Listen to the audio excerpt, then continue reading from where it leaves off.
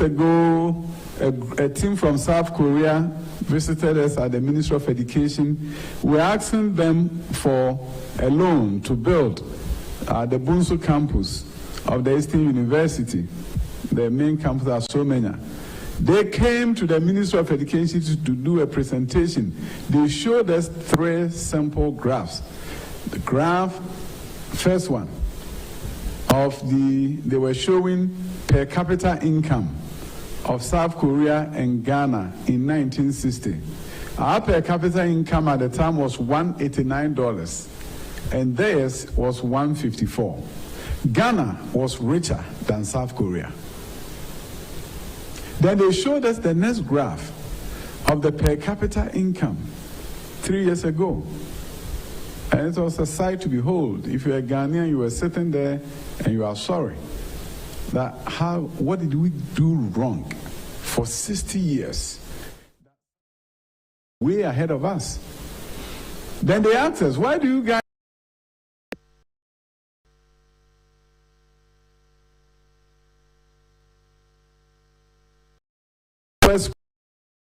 in shame? And they said, let's look at the third graph. The third graph was the gross tertiary enrollment ratio of Ghana and South Korea compared. Ghana at the time was 16.19%, South Korea was 93.6%. So they said, this is the reason why you are behind, and we are here to help you. We are here to help you get the vast majority of your citizens educated at the tertiary level so that you too can see transformation. I mean, when we talk about the gross tertiary enrollment ratio, a number of people don't understand it. It's an educational research kind of terminology. But let me break it down for you. If I go to a town called Bonkoko, Bonkoko is actually a small town in Bosomtwe. If I go to that town and ask the chief of the town, Nana, how many of your citizens are between the ages of 18 to 22? Now, let's assume that the chief has counted and he knows and say, oh, 18 to 22, I have 100 of my youth within that age bracket. If I go on further to say, Nana, how many people in this village are at the tertiary level? I'm not talking about between 18 to 22. How many people in total, whether they are 40 years, 50 years, went to university as mature students? How many? If Nana tells me that, oh, I have 10 people in this village or small town who are the tertiary, it tells me that the gross tertiary enrollment ratio of Bonkoko is 10%. 10 out of 100, 10%. If I go to another town and they tell me that they also have 100, but they are about 20 people, they have a 20% gross tertiary enrollment ratio.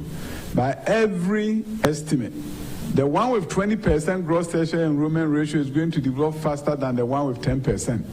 So if our nation's gross tertiary enrollment ratio at the time was 16.19 and South Korea was 93.6, it wasn't surprising that they were doing better than us.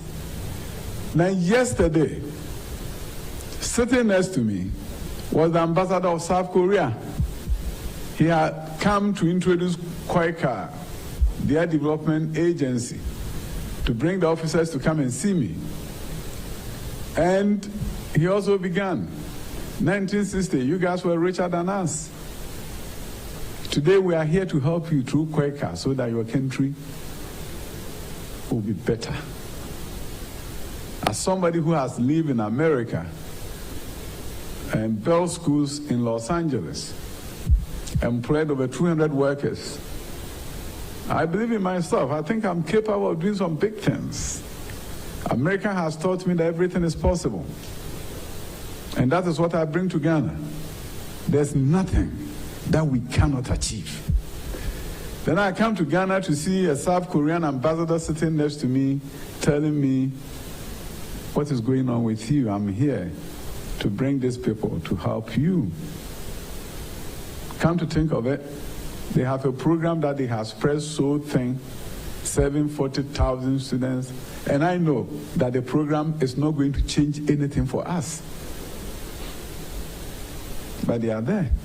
And they think they are the best thing that happened to us. I stepped out of that meeting fiercely determined that I have to do everything possible as the Minister of Education for President Akufo-addo to make sure his vision for education transformation comes to pass. Yesterday, I was even more determined.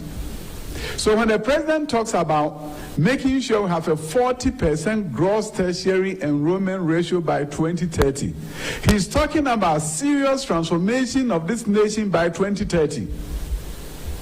And he wants to do the down payment on that today. That is to say, countries that have moved in that direction.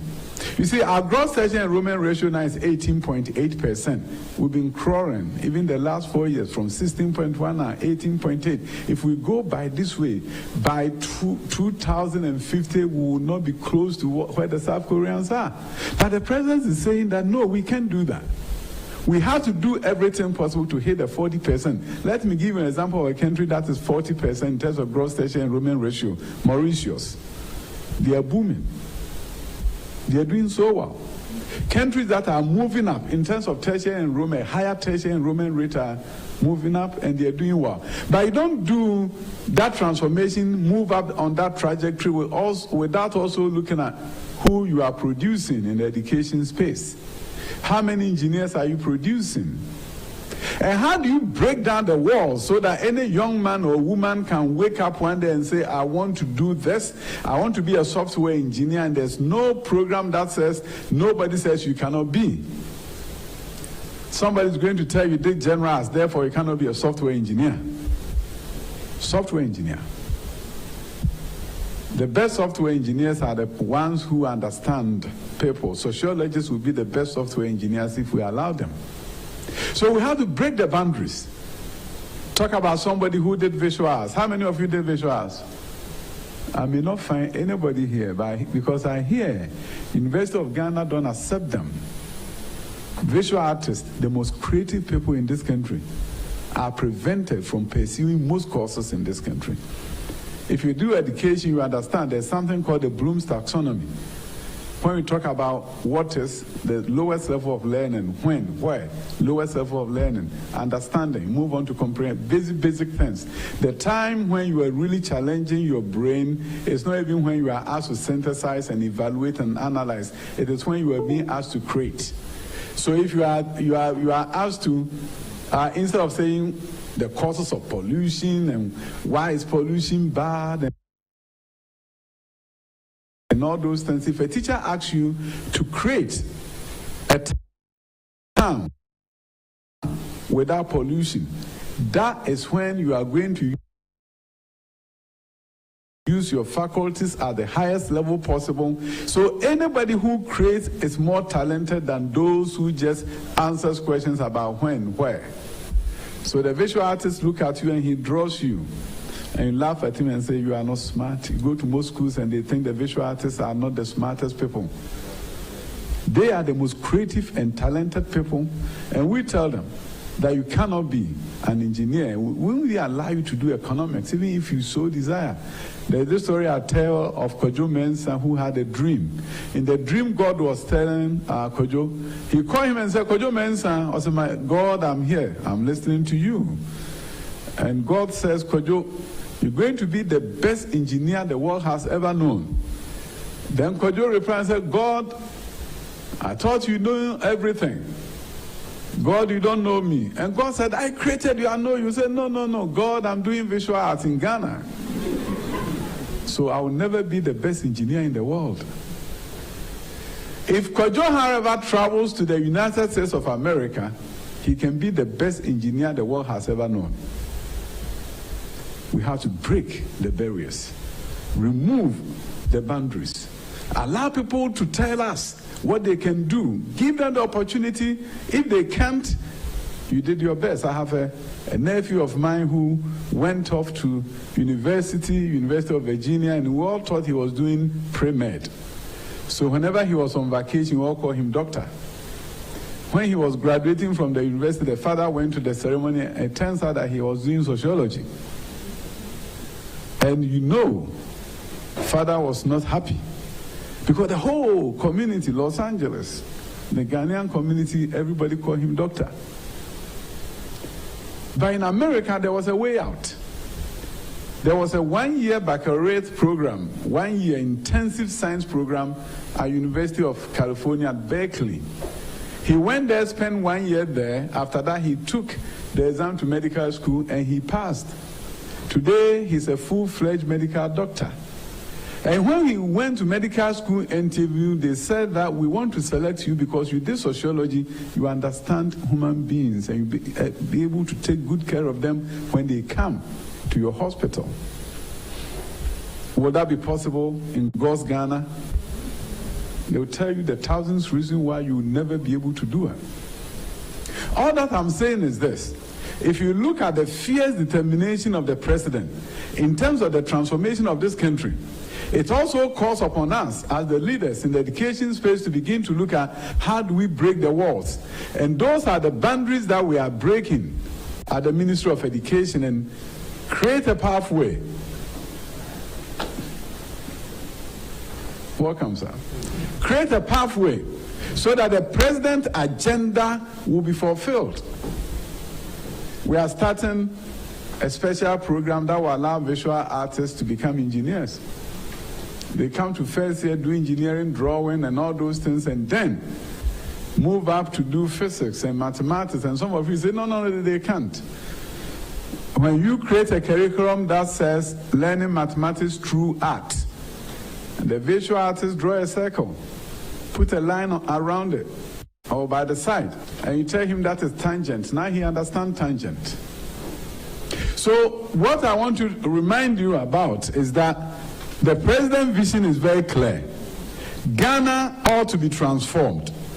And the transformation is going to come mainly through how we educate our children, our youth, our adults.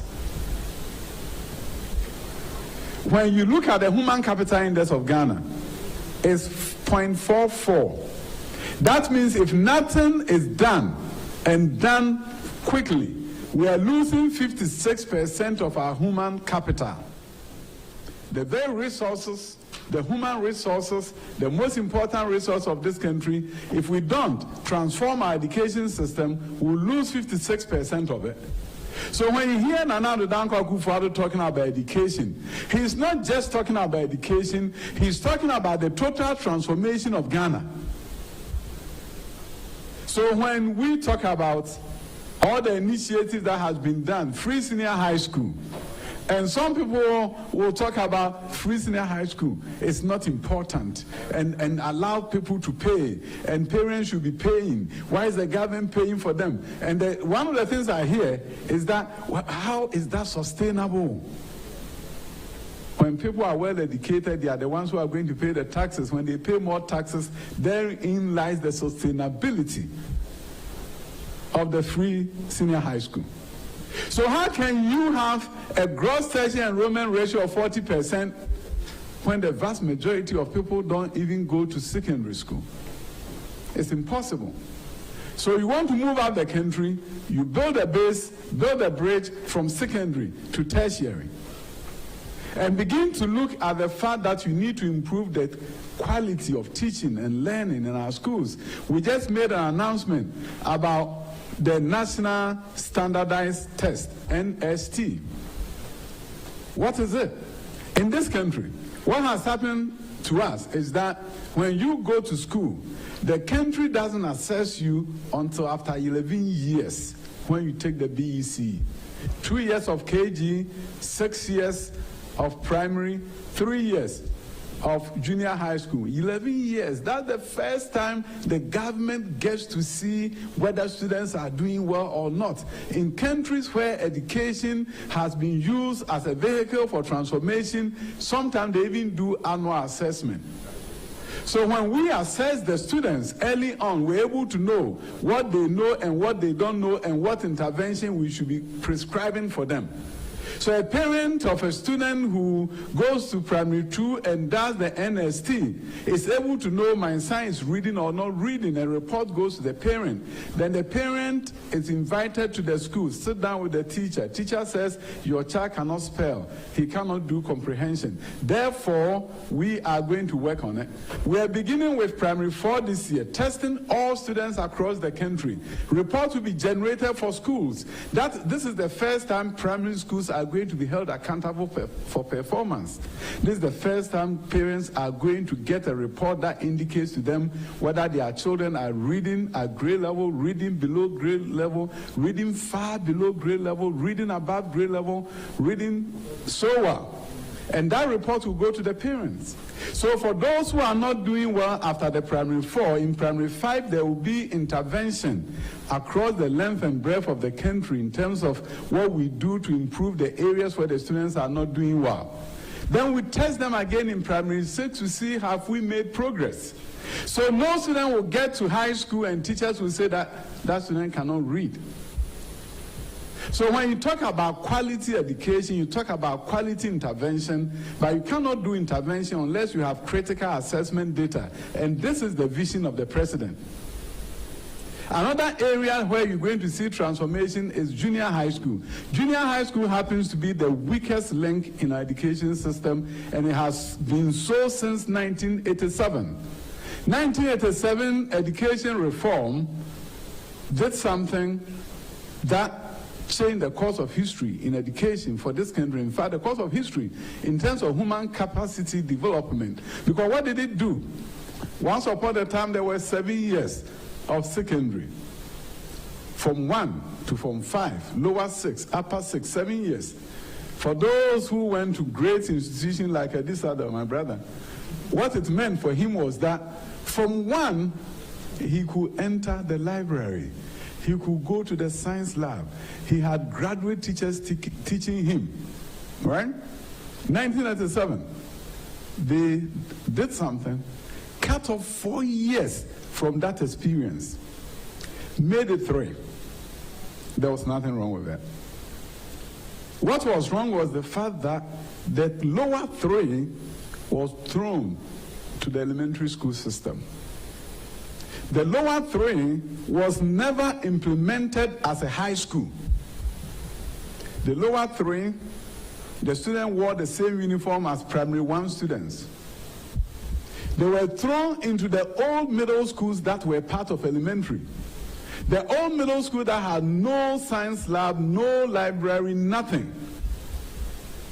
So if you look at my brother here, the experience he had, if his son was in a village school, his experience would have been way better than the son.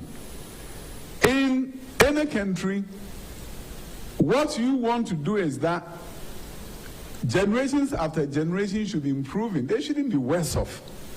But that is what happened to Ghana. So you begin to see that when you ask anybody on the street, how many years of high school do we have in Ghana? Secondary school do we have in Ghana? They will tell you 3. But it's 6 years. But we never implemented the lower secondary that we enjoyed when we were in secondary schools. So if you do nothing about it, the outcomes are not going to be different. So during this next term, you're going to see a bold attempt at transforming junior secondary. When necessary, and we are building new schools, the secondary, upper secondary, senior high will come with a junior high. In places where we can do pilot ones, we're going to do it. How does that happen? You're going to have a situation where there's a town that has 9 junior high schools, and the population may be about 1,000. If we build one facility, it can accommodate them all. And that facility will have science labs, will have library, will have computer labs, it will have everything that a senior high school has. And the future of the children from that time will be very different. The children are going to walk into that classroom with their nice white shirt, blue tie, maybe blue black pants, walk into a classroom very different from even the home environment. Walk in a classroom decorated, so when they turn to the wall will be talking to them. It's called talking wall. In countries where education has been transformed, this is what is done. And that is the kind of transformation this president wants to do. And once we embark on that, when you talk about breaking the 8, that is what we're going to show to the good people of Ghana. Look at what we are doing, and do we turn back? My brother, we won't turn back.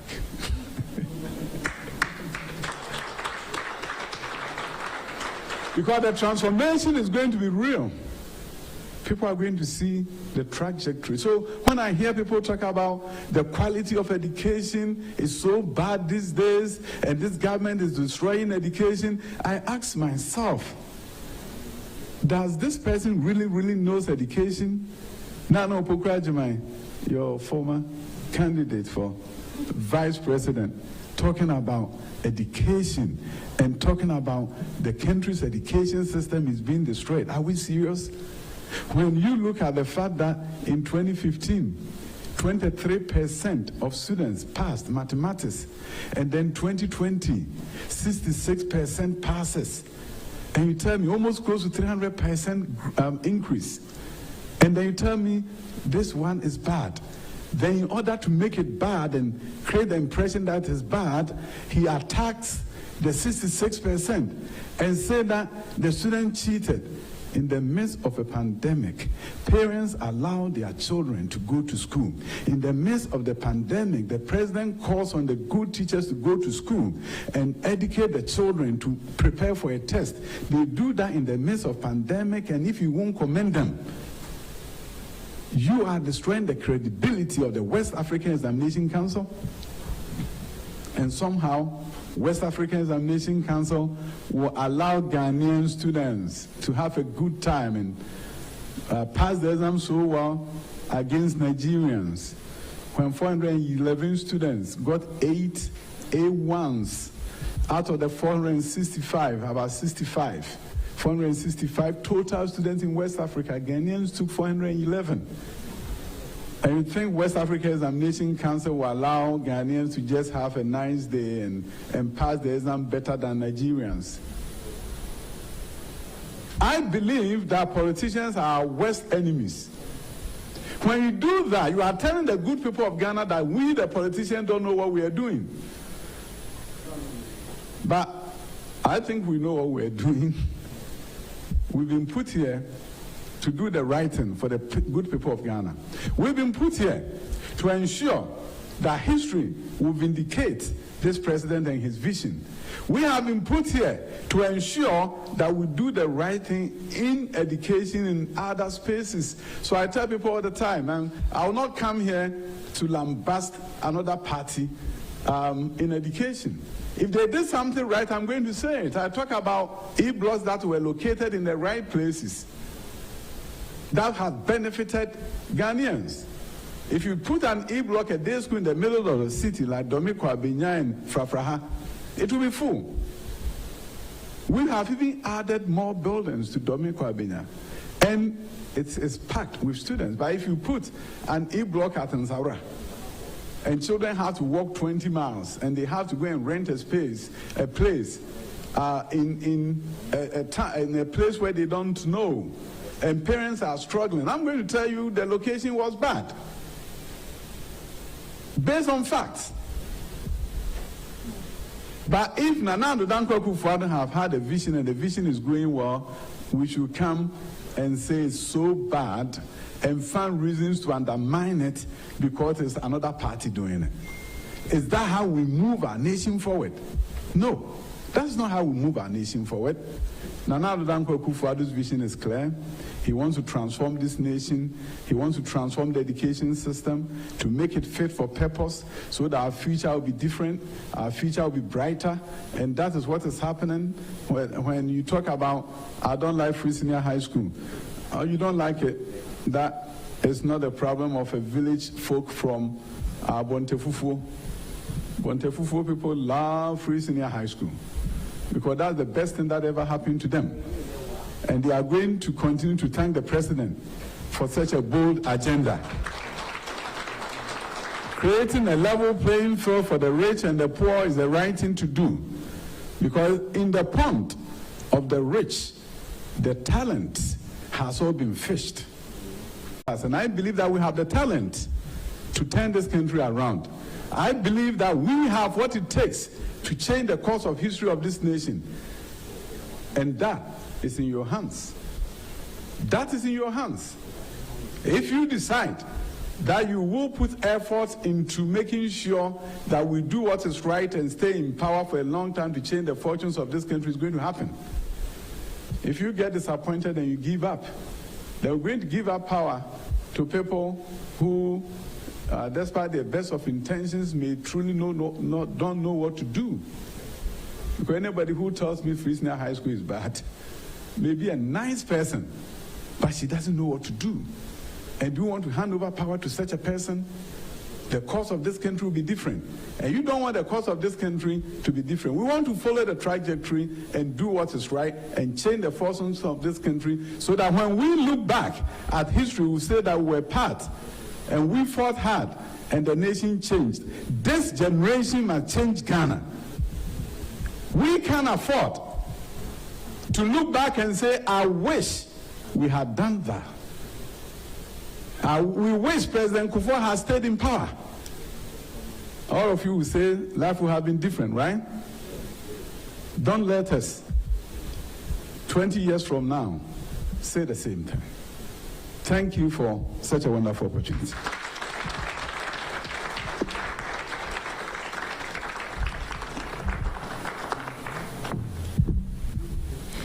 Thank you so much, Honorable Minister of Education, Dr. Agyapong.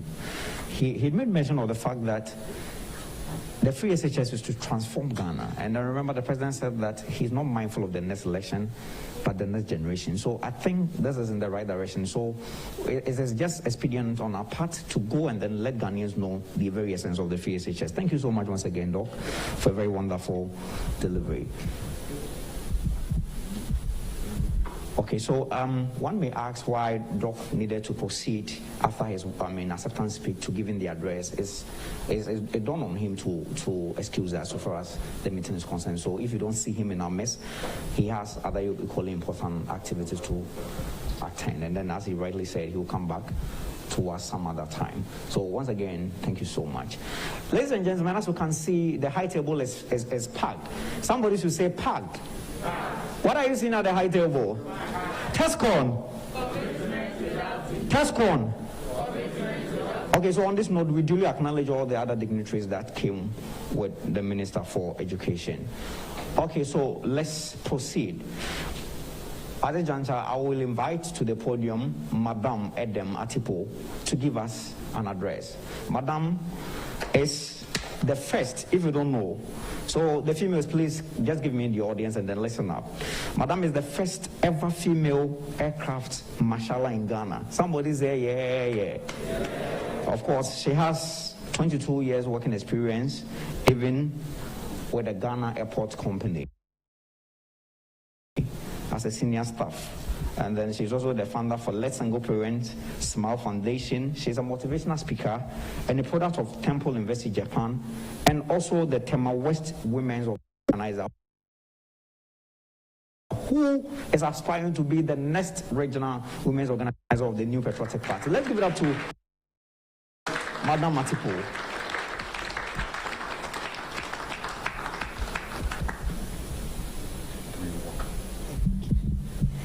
Tescon.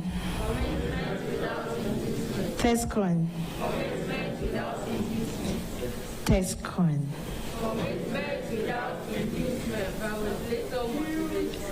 Hey.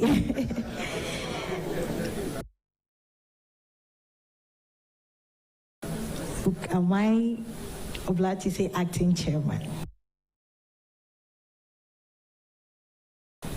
Okay.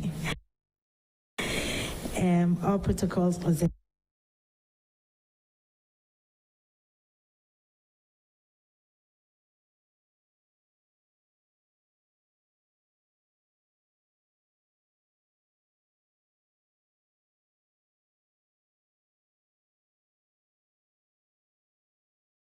And thank you very much for giving me the opportunity to be here. I believe a lot of people will ask, what is an aircraft marshal, right?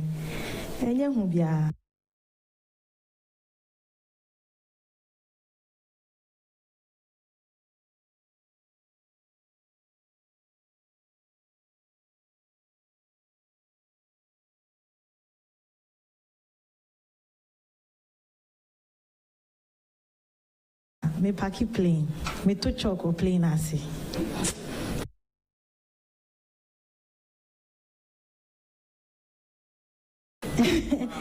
You see, when you see those people, holding the bat when the aircraft is coming, that's what we do. But it's more intensive.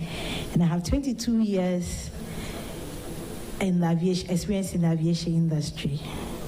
And that's all I could boast of. I came here to encourage all of you in breaking the 8. It's not about wearing t-shirts and going for walk and singing and dancing. It's not about that anymore. It's about what you can offer. That the next, I'm sure by now I'll be like Honorable Kennedy Agyapong, who has a TV station, who has other businesses. But all I was thinking about is how to finish school and get some job to do. And I believe that's all we want. Let's start our own businesses. I wish the Minister of Education were to be here, and I applaud him for the double track. I pray they don't stop the double track. Because when my son goes to school and come back home, the 2 or 3 months he's at home, he's learning carpentry. He's learning something else. Because now, when you finish school, the system is choked. Even national service is very difficult, unless you know somebody somewhere. And now the COVID has also taught us so many things that even in institutions, you can work from home. So we don't need people to work, plenty to work. In my office, we used to be 12. And it's 2 nights, we run 12 hours, and then we go off 2 days, and we get overtime. Now we go off 3 days, we don't get overtime. And they've cut us down to 7. So the question is, where are the other 5 going to? We have to create another shift. Meanwhile, there are a lot of people wanting more jobs. But playing in Ghana, that you need a marshal.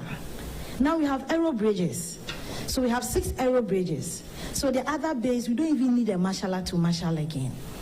So in the next 10 years, what will be my fate? But if I had learned something, like even hairdressing, or even learning how to sew, I believe that time that I was in the house, I would have done something.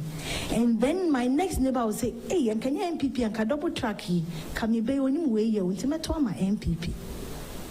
And a lot of us are saying that when you travel out, you will be amazed. People who do phones, the covers, they are kids. Please, we should think outside the box now. If really we want to break the 8, and especially my women, the breaking the 8 lies on we, the women. You know why? Because women, we are powerful. Do you agree?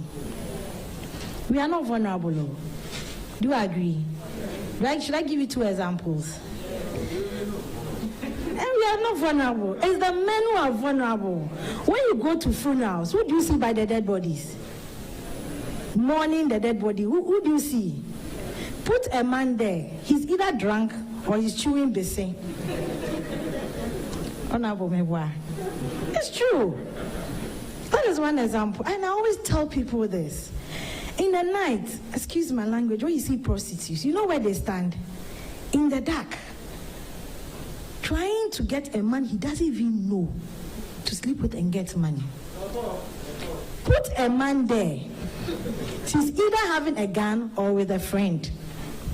So tell me, who is vulnerable?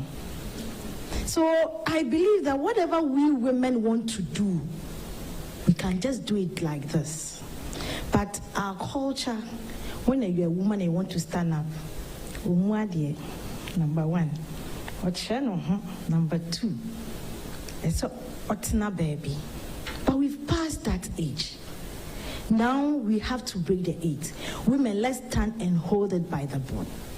How do we do it? Going out there and letting women, let us know that we can do it. How do we do it? Thinking outside the box. Because she knew. Now, let's start doing something with our own hands and with our own brains. There's so much we can do. Now, volunteerism is not there anymore. If you call somebody to come, she'll say, but most of the people who have made it had to even volunteer for a very long time. I know somebody who did attachment at my workplace for 10 years before he was even being a temporary staff. Attachment, not contract staff, attachment. Because he was determined. How many of us can do that? No. How many of us would decide that I'm going to sit under this man's feet and learn without one day saying, I want transportation? Some of us went to stay in wanted to study some people. When we are going, we say, okay, Baba, and we walk. Because I want the person to know, say, and yes, there's something I want from you. But the youth of today, I'm sorry, we want it quick. We want the cars. We want the houses. We want the buildings. You see a young girl having V8, and we are like, wow. Because we don't want to pass through the process. It will take you 10 years. It will take you 15 years. But so please, as we are going out, and I believe that we are all Tescon not because we want something, because I know that I've given myself the next 10-something years, probably I'll be a minister. So I will not go and stay somewhere and then come and be a minister. I will be my Bombay. But I have to start from somewhere. I have to go through the process of being a police station executive, of being now a constituency women organizer. Now I want to go to a regional women organizer as a process. I will not just come and say I want to be a national women organizer. So I'm urging all of you, don't stop here. That after school, Tescon is over. After school, get into your constituencies and make a difference. My time is up. I just want to give you, especially the women, just one. I'll make it one. When I came back to Ghana after schooling, and I decided to do politics, everybody said, oh, I didn't know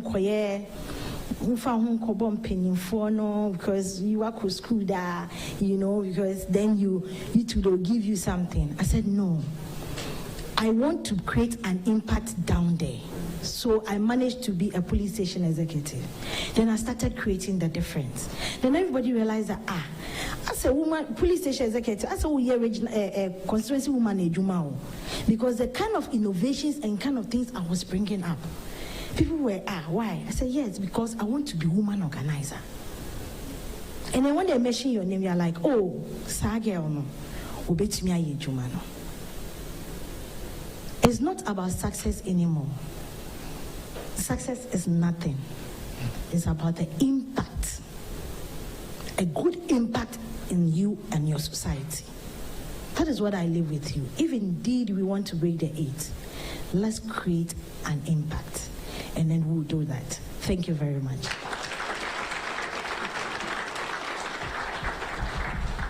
Thank you so much, Madam Edem Attipoe.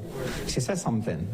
She said that the spirit of the MPP rewards in due time. He said that the spirit of volunteerism is dead.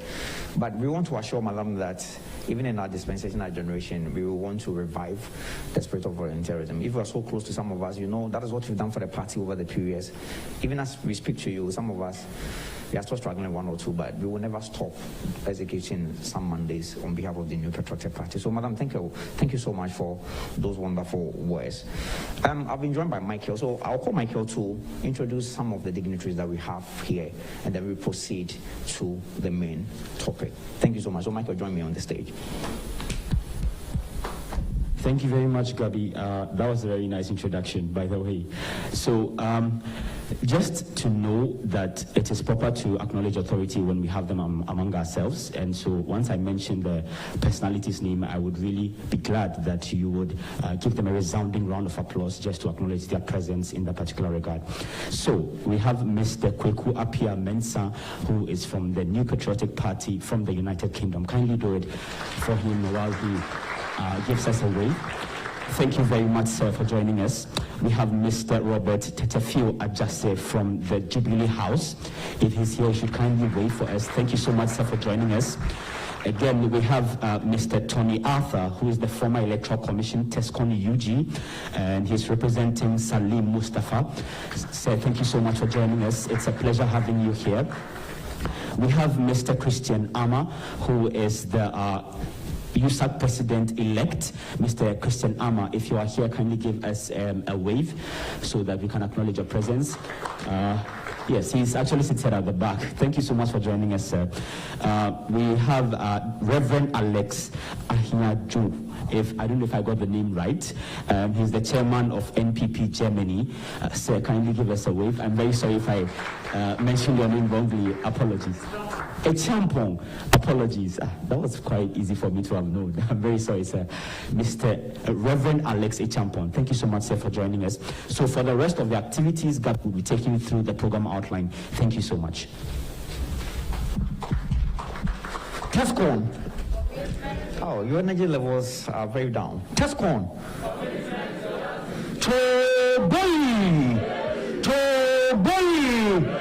You know, some of us, we were on grounds with some kind of energy and vigor. I just want us to exhibit that kind of vigor because we have a man that I respect so much, even in this auditorium. So, can I hear some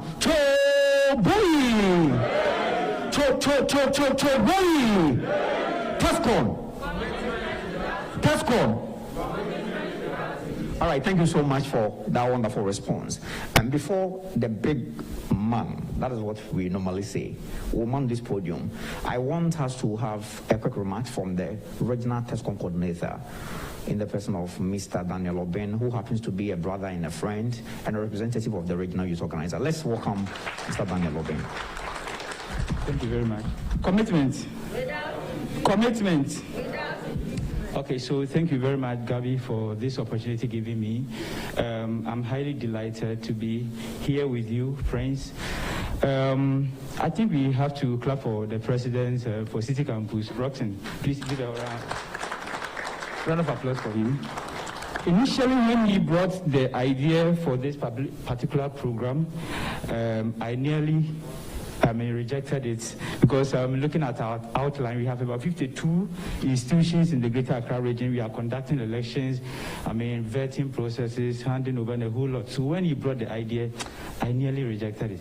But he constantly convinced me to accept it, to let the program. In fact, let's clap for him once again. And more importantly, I'm so much grateful that we have our Honorable Member of Parliament for Asin Central, Honorable Agyapong here. Those of you who have been following me, you know, I keep saying and I keep writing on my status, he's been the mentor that I've always desired to meet. You know, he's a great man by all standards. Please, let's clap for him. Tescon is about commitment, and I think the speakers who came here talked about the commitment, how you people should commit yourself so well for the party, to continue to be in power. Friends, it's a good thing. You know, when the party continue to be in government, and we continue to be in government, the better for us all. Because when the party goes into the opposition, there's nothing for you. Those who founded Tescon, when we are tracing the history, the name Tescon itself, in the year 2000, when we're talking about Honorable Asenso, friends, on KNUST campus, friends, it took them 17 years. That is on 2017 that they were rewarded His Excellency Nana Akufo-Addo, the President of the Republic, saw their hard work, their commitment level, something they did years back, 17 years back. That 17 years back that they received their rewards. So if you are here, I'm not sure you have served Tescon for 17 years. No, I'm not sure. Because obviously, even if you are in level 400, it means that you have served 4 years. How can you convince me that you have served more than somebody who founded Tescon served 17 years because before he had his reward? We are talking about former Deputy Minister for Roads and Highways, Honorable Anthony Abai-Fakabu. On the other hand, these are the people who also committed themselves so well on UDS campus. He came to the party to serve as National Youth Organizer, working up here and there. Also took him so many years, 2016, that the party rewarded him, and of course the delegates rewarded him, and he became the Member of Parliament for Laura and former Deputy Minister for Roads and Highways. Honorable Speaker, for instance, a whole lot. You can mention a lot of them. They never just stood up to hold themselves positions that you see them today. They served. So it's a matter of you also to serve and serve well. I was once like you as a student on the University of Ghana campus in the year 2012. My boss is here, General. At that time, he was the National Tescon Coordinator. He comes to the campus, he mentors us, he tells us how we should commit ourselves and work for the party. I never dreamt that a day will come that I will come and stand here as the Regional Tescon Coordinator and supervise 52 tertiary institutions for the party. I never dreamt of something of that sort. Somebody will say that, okay, what is it about? It's about service. As a student, what do you want? Our friends on the other side, sometimes when they want to, induce you with their words, since your party came to power, what have you gotten so far? Then you ask him, as a student, do I want to be appointed as a minister? Obviously impossible. Do you want to be appointed as a CEO currently? Obviously impossible.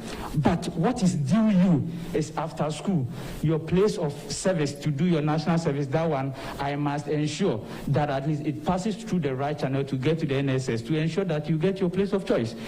After school, those of you who want to, apply for scholarships, fortunately, in our government, they have decentralized it, that when you apply at the Scholarship Secretariat, you choose a district that you want to, receive your scholarship. You get it.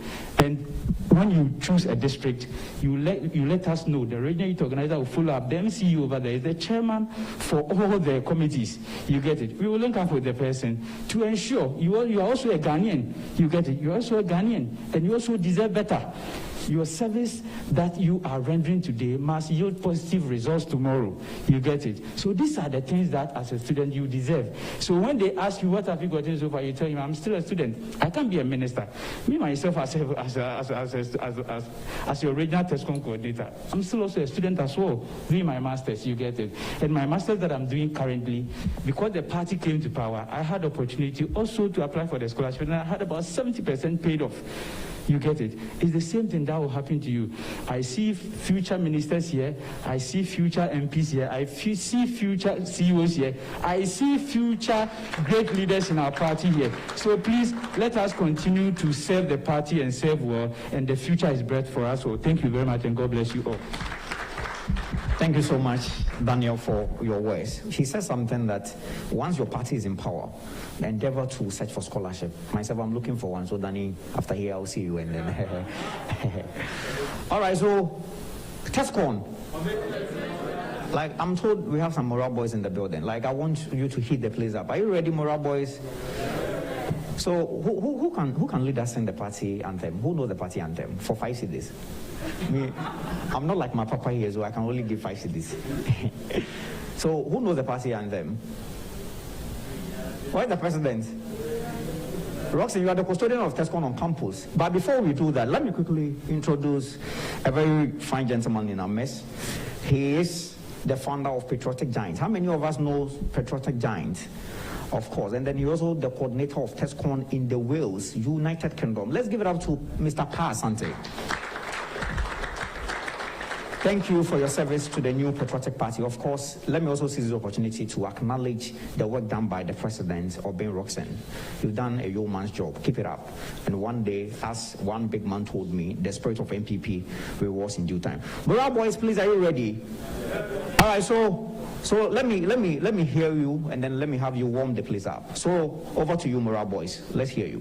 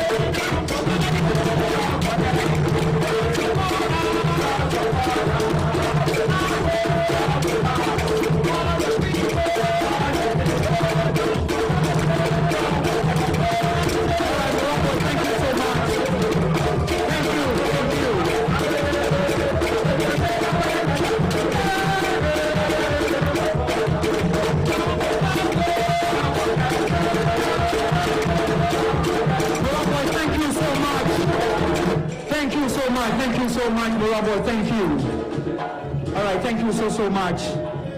Ladies and gentlemen, let's give it up to the Mora boys. Of course, thank you so much. You brought back some memories some years ago, even in the Unity Hall. So thank you for that wonderful hit. I understand what it means to be a moral boy. Thank you so much. Ladies and gentlemen, before I proceed, let me quickly introduce another resounding personality even in this auditorium. He is the longest serving national Tescon coordinator. He served from 2010 to 2018, 8 solid years. And ladies and gentlemen, he says he's gone through the mill to become the next national youth organizer of the new Patriotic Party. Let's welcome Mr. Isaac Agyapong, General. Senior, thank you so much for joining us.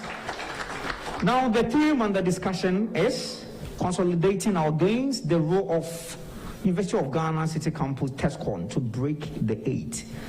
And to do us the honors, is one of the purposes that I have so much love for because of one thing, his honesty and assertiveness. And trust me, the organizers couldn't have done a better job by choosing him because he understands what it means to be a grassroots person. And he understands what it means to canvas energies, to canvas our synergies going forward in the 2024 elections. To do us the honors, I don't want to even introduce me myself, but I'll call a very beautiful dancer to do that. So Mix Derry, if you are here, join me on stage. And then come and introduce a very big personality that I so love.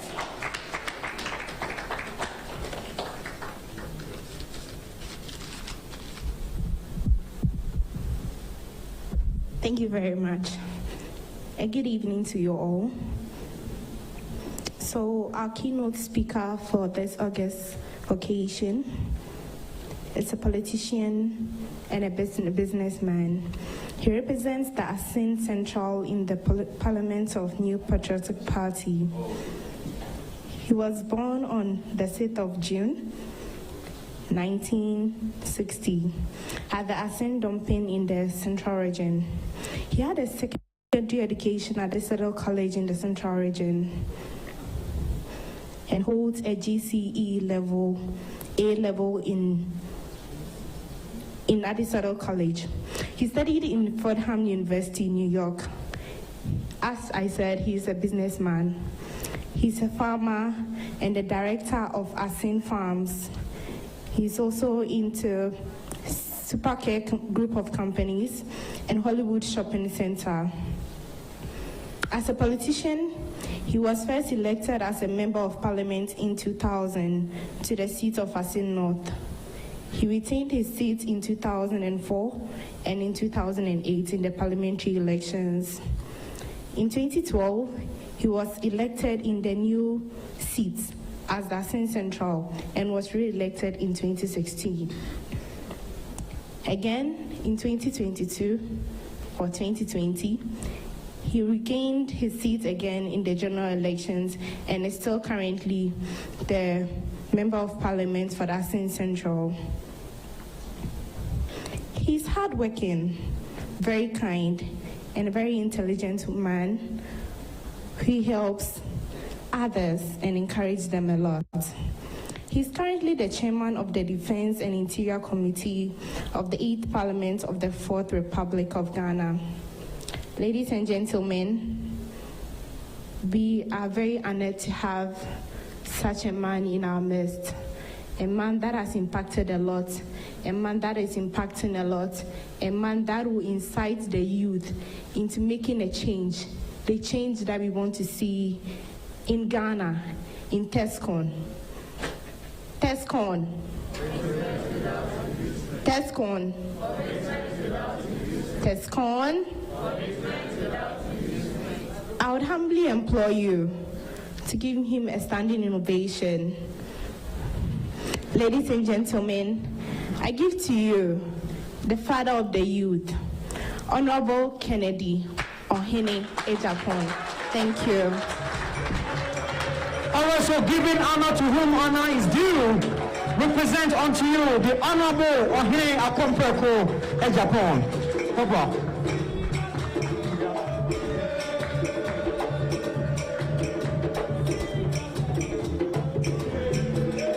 All right, Moral Boys, thank you.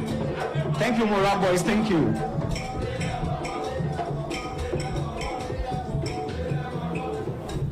Tescon. Tescon. I like the last one, Tescon. Little motivation. Yeah, well, little motivation, why not? It's necessary, you know.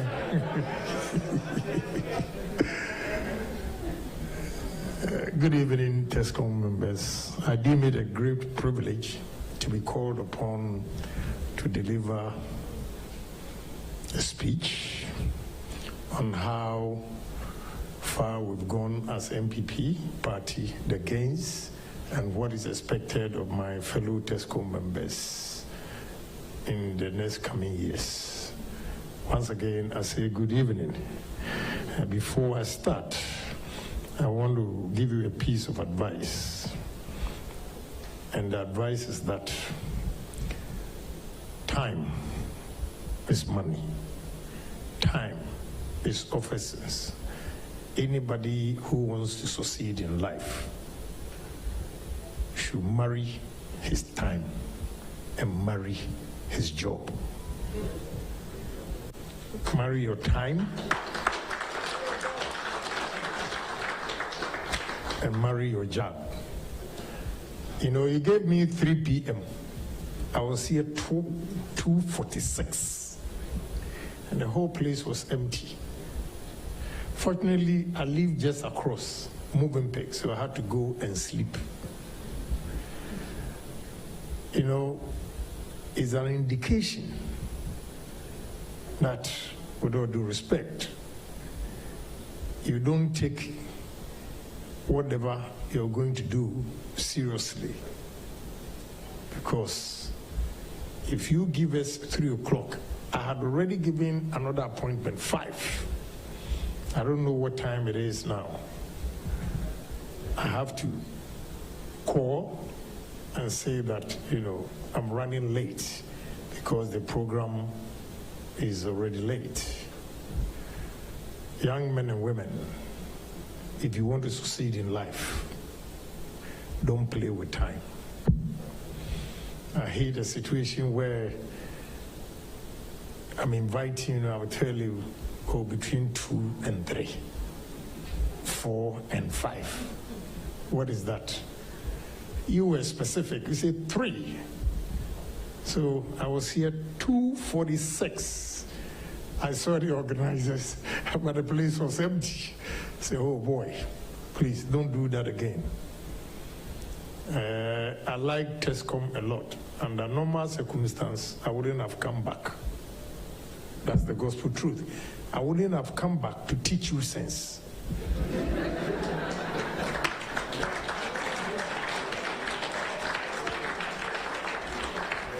You know, so let us take our time very seriously, and it will help us in all endeavors.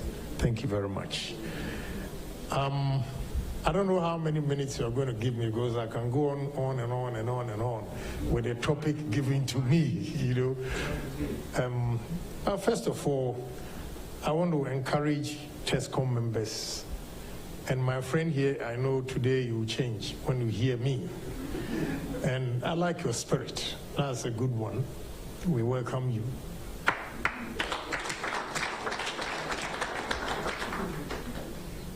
What are the gains of MPP from 2017 to 2020? 2021, we haven't started because we have not even finished with deputy chief executives, deputy ministers, then the chief executives of institutions, as well as the MCs and DCEs. So I'm not out 2021. But the 4 years, the gains of MPP, Tesconians, you should be proud of yourself that you belong to MPP party. And why do I say that? I always say that the 10 commandments of akufo-addo, 10 commandments of akufo-addo, the greatest of all, just as the 10 commandments of God we worship, who said, respect thy God that created you. In the akufo-addo's 10 commandments, the greatest commandment is the consolidation of the banks that has given a solid foundation to our economy. Unfortunately, our colleagues and friends, party members, are afraid even to talk about it. We should be proud of it, the consolidation of the banks. That has given us stable economy. Why do I say that, members? Akufo-Addo took over an economy that was in shambles.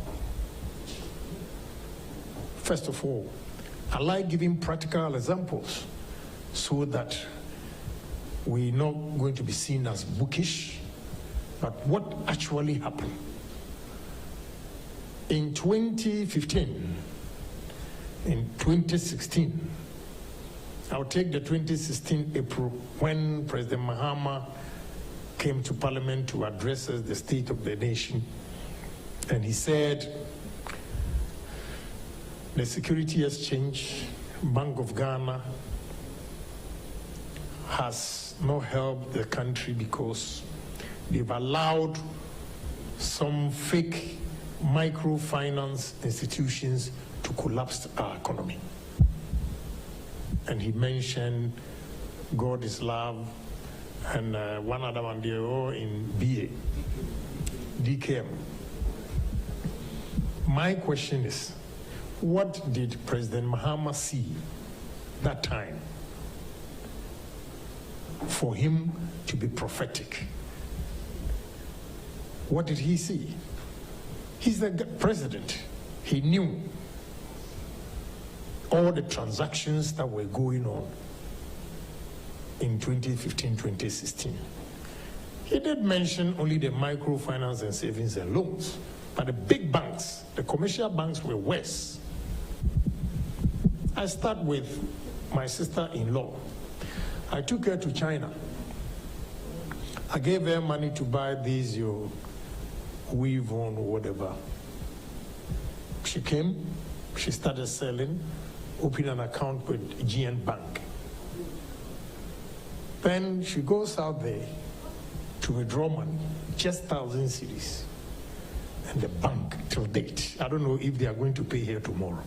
GN Bank could not give 1,000 cedis to this young lady. How do you turn around to blame Akufo-Addo? How do you turn around and blame Akufo-Addo? Did Akufo-Addo give instructions to Indom not to pay my sister-in-law? No. And the question is, where did the money go? And whatever we do to help this nation, our country is so polarized that we always criticize even good things for the country.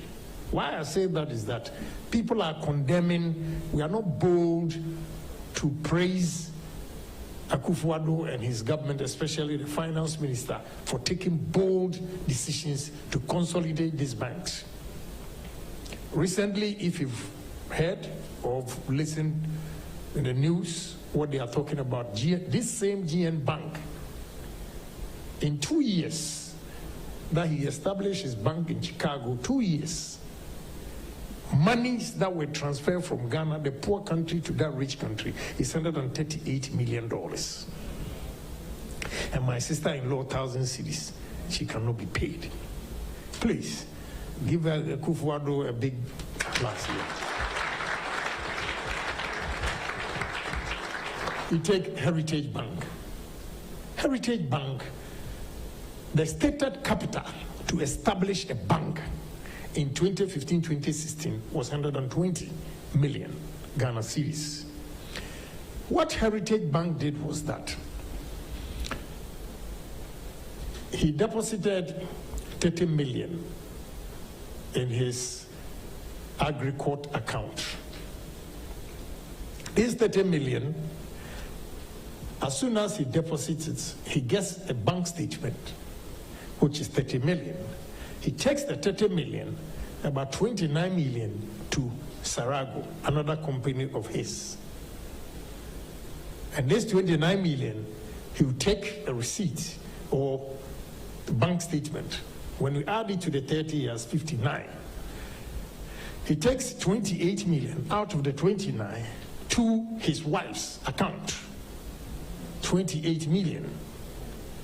And they will give her a bank statement. Then she will take 27 million to another account and give a statement that he has 120 million Ghana cedis in his account. And therefore he's qualified for the license. This is given to him. What it means is that the money that should be retained at the Bank of Ghana, he doesn't have it. He doesn't have it. Because the actual stated capital is 30 million. So when you strike it, the 100%, which is equal to 120 million, the 30 million is 25%. 25%. So he has used 25% of what is required of him to establish a bank, to get the bank license and start operating. Right there, there's a shortfall. What it means is that he is going to use depositors' money. And the unfortunate thing is that when they get the depositors' money, instead of lodging some in the Bank of Ghana's account to shore up whatever shortages in the next whatever years, these people will now begin to give to companies that are also independent of his bank. That is how come many people lost their money. When you go to Unibank had over 23. In Domzone is about 60 companies. Unibank had about 23 companies. And all these companies, the money is deposited in Unibank, he transfers them to other companies of his. And whatever he takes to that is an independent company, and therefore the money does not belong to Unibank. It belongs to his company. That is how come depositors could not get their money from them. You need trust. Again, you need trust. Talking plenty. They had other foreign companies that they were transferring the money to. You see, how can you live in a country where the mistrust is so high? Even banks that were supposed to protect our savings were diverting our funds. So for the president to see what was going on in 2015, 2016, Capital Bank, the guy who was giving tongues on air, Paul, that bank is my baby, Paul. A criminal like that sitting on TV speaking in tongues. It tells you that all the tongues in those churches, you are wasting your time. They are all fake. They are all fake. Because Capital Bank also used the same approach.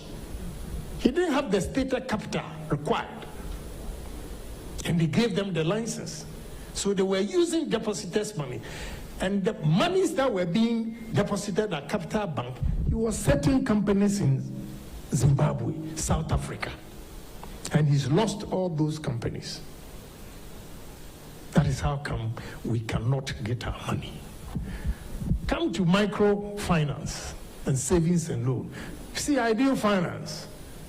You go to his house, he has about 17 cars, and a friend of mine was asking, why do you have so many? I love cars. I love cars. Poor people's deposits, you use them to buy cars. Poor people's money. He built a property at Adade you needed to see. Opulence. I like good things, so I don't have a problem. If I work hard and the money does not belong to anybody and it's my money, no problem. But you cannot take people's deposits and buy cars when we are out. I love cars. Jesus Christ. So what MPP government did in 2017 was that we realized without banks in this country, the economy was going to run to a short straight, will collapse, will come to a halt. So what Oforiatta did was that, say, let us raise the state capital. And we had over 49 or so commercial banks in this small country here. Microfinance, 130-something savings and loans. So he said, okay, raise the state capital from 120 to 400 million. That is when we saw that, wow, all these monies in the books are not there. And one thing I remember very well, Marine Drive is just here, where they have birth and death or whatever, that land overlooking the sea, from Independence Square all the way to Kwame Nkrumah Mausoleum. It's around 400 acres. A guy took a loan from Unibank, and the amount was $13 million. $13 million to redevelop the Marine Drive. It couldn't come on. When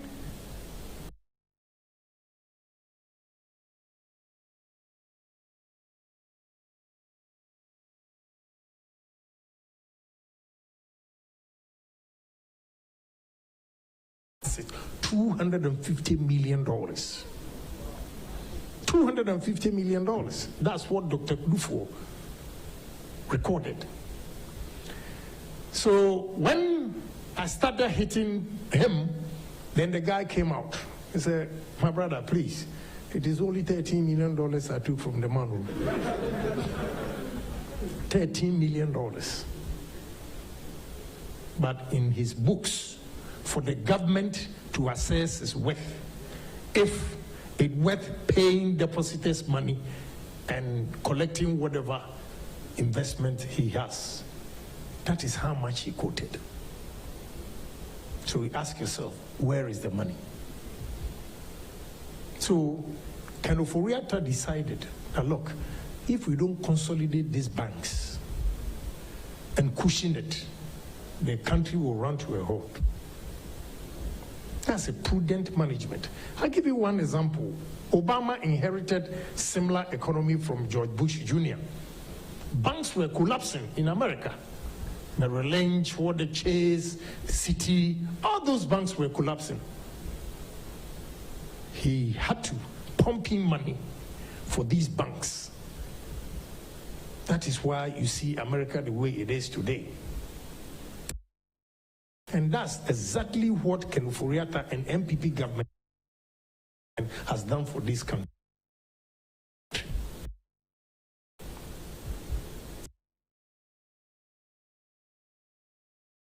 So to stabilize the economy,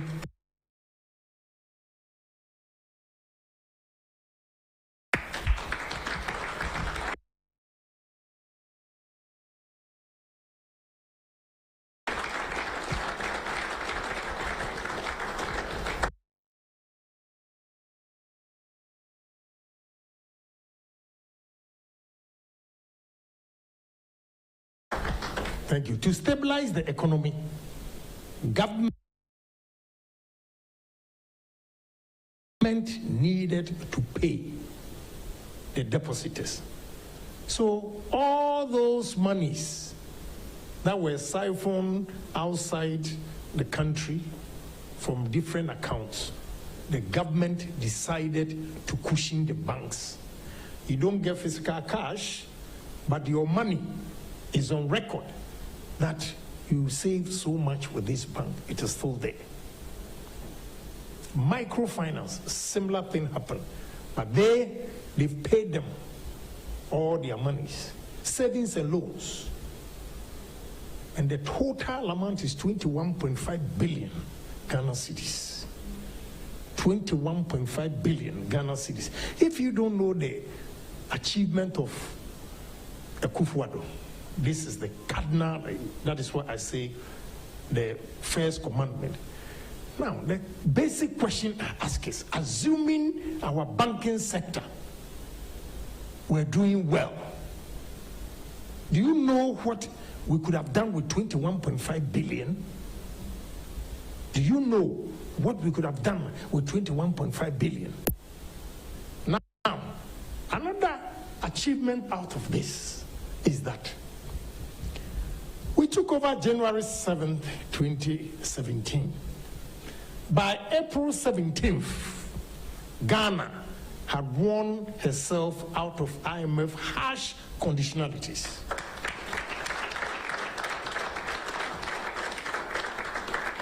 Because of prudent management, because we put in 21.5 billion. Now we could tell IMF, look, we are a sovereign country. You cannot dictate that. And the condition, my brother in NDC, I know by the time I finish, he will take it up. Because any country that goes to IMF for assistance means you have failed your economy and your country. That is why you go to IMF for assistance. Now, the harsh condition they gave Ghana was that you should freeze employment. You cannot borrow more than 1.5 billion a year. That is, when Mahama took us to IMF, worsens the situation for us. That is why your senior brothers here, maybe you were there, they started forming Graduate Unemployed Association. Because the government could not employ. Government could not employ. Now, I can tell you, migration, about 12,000 people are there. Military, about 10,000. Police, about 22,000. They have about, I think, 16. All of them just under 4 years, because we were cut off. We didn't want to do anything with the IMF in terms of their harsh conditionalities. That is why we were able to recruit. That is why from 2017 to December 2020, MPP had employed 2,110,000 workers in this country. 2 million. You have the NAPCO, 100,000. You have other employments from the agri sector. And it is all because of the prudent management of our financial sector. So before the free SHS, if we had not managed at the financial sector very well, there's no way. I tell you today, we are talking of free SHS, it's very great, but without stable economy, there was no way we were going to get money to fund the free SHS.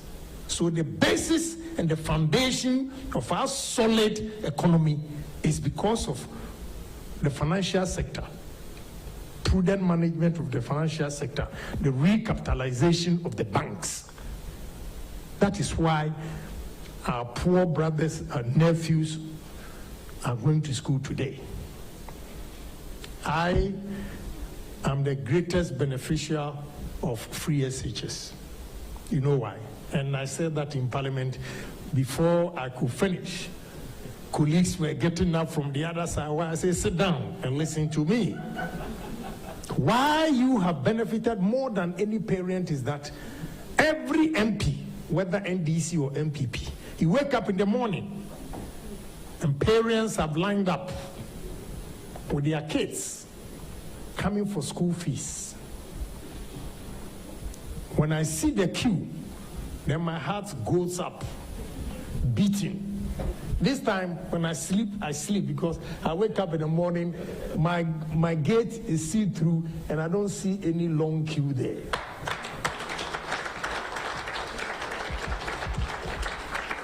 So, the applause shouldn't come to me. It should go to Kenofuriata and his team. They've done the vice president. They have done marvelously well. And the Gaines minister was here. I don't know if he mentioned this because I came late. He has started. One key thing I wanted to hear from him is the state of our educational system in 2009 to 2016. And I'm surprised. See, let me tell you something. Like my lady said, education gives you a foundation to success. I say a foundation. But if you don't build on the foundation, you are not going to be successful. So it's individual thing. Don't be intimidated by professors and whatever. Because for a professor, and again, a mother, to make such a statement that Ghana did well in West Africa Examination Council because they cheated. No, because of her selfish interest, she has disgraced the whole country, not to only Ghana. Minister was limiting it to Ghana, the whole West Africa. I don't know the president of West Africa Examination Council. I would have called for all the papers of Ghana. Let's remark it again because of the statement from that professor.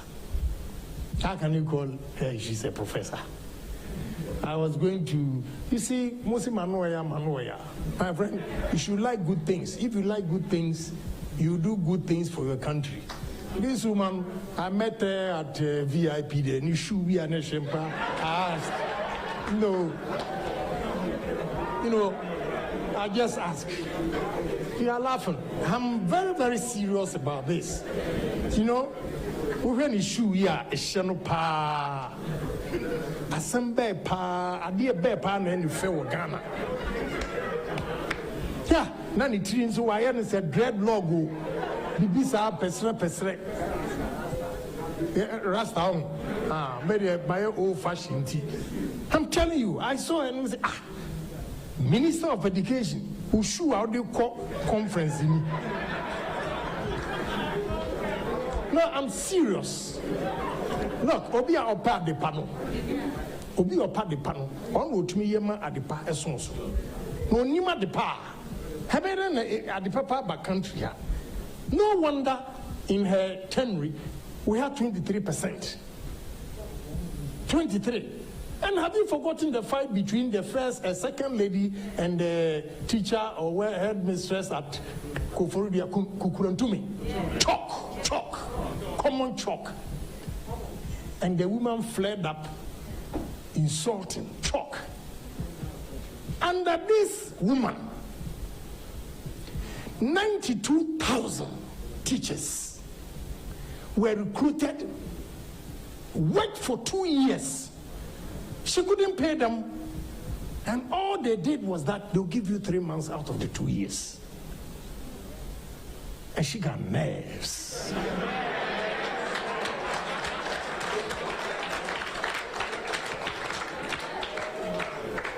Yeah, she got nerves to tell the whole world that Ghana cheated. And you see, I was born and bred in Attipoe. A phone power. You guys, you are lucky. Now, almost all the rural areas, the villages, you have electricity and this pipe-borne water. I don't know what they call it. What is it? Boreholes. We were carrying power, going to the riverside. In the morning, you fetch water, come, you go back, you bath, then you take another one before you go and cook. In the afternoon, we come back. This time, one come out with the groundnut bottle. This one is hot. Then we put dry coconut like this. And she show now we cook. Meanwhile, when we went to Attipoe College, we saw some nice cars coming there. You know, Charlie, it was a acquire foam. We do have from now. From Fosu to Cape Coast, now is 45 minutes. It took me about 4 hours from Fosu to Cape Coast because the road was so bad. Now we do a palm between brown. Come here. What's your name? Say Kwame Agyapong. Where are you from? Asindompem. Where is Asindompem? On Tibita. Asindompem. Timika Asindompem on TV. I see a foam. So that time, why I love these free SHS is that I have 3 guys who are smarter than me in class. Philip, Nyamiche, and Efisa. They all passed common entrance. The parents could not take them to secondary school. And Philip, very smart guy. When we were in Form 3, we were the 12 guys in Form 3. But he had 100% in every subject. The teacher couldn't control the guy. So they decided to promote him. Not to Form 2, to Form 3. I have to tell you the truth. Oba Odi first, straight. Philip was still first. But the guy could not go to secondary school. I'm telling you. And that time, we didn't know anybody to give him Cocoa Board scholarship or whatever. So these 3 guys did not. He went through that. He's our head teacher who saw a talent in him and decided to support him to go to Akokre Training College. Stephen Nyamiche, up to now, did not go to it. But they had 2 of them, Philip and Stephen, had distinction. So if there was a free SHS that time, do you know where these guys will be? Do you know where they will be? So please, it's a great achievement. And any person in life, the greatest gift any man can give you is education. The greatest gift any man can give you is education. So don't let us underestimate the achievements of MPP. You should be proud that you belong to MPP political party. You see, I have traveled far and wide, so if a child does well, I commend him, all right, but I don't go there to say, that boy from Adesu is not the only village boy who got 8 A's. When you go to Asin Akomfore, the school, I built it. It's a new school, I built it. I built 6 classrooms with my own money. Then the assembly also decided to build another 6 classrooms. So the chiefs, the 2 chiefs, I put it in the middle of 2 towns, Enga and Asin Akomfore, decided, no, we have 2 classroom blocks, 6. So let's turn it into secondary school. And today, somebody from Asin got 8 A's.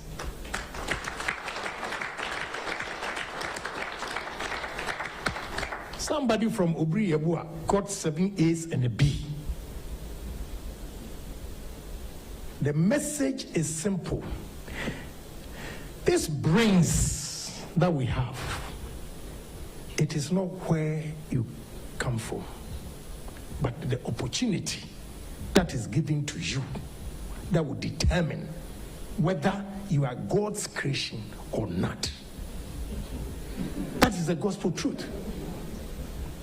Here is the opportunity that is given to you that determines whether you are also a creation of God. Why I say that is that, see my children, one is standing there, that's my second, sitting there, my second born in America. you know, when they are going to school, you know, pick up, she, you know, I made the first, I like good shoes. You know, this is Beluti. Even the slippers is Beluti. Because from day one I was born till 16 years, I didn't wear shoe. 16.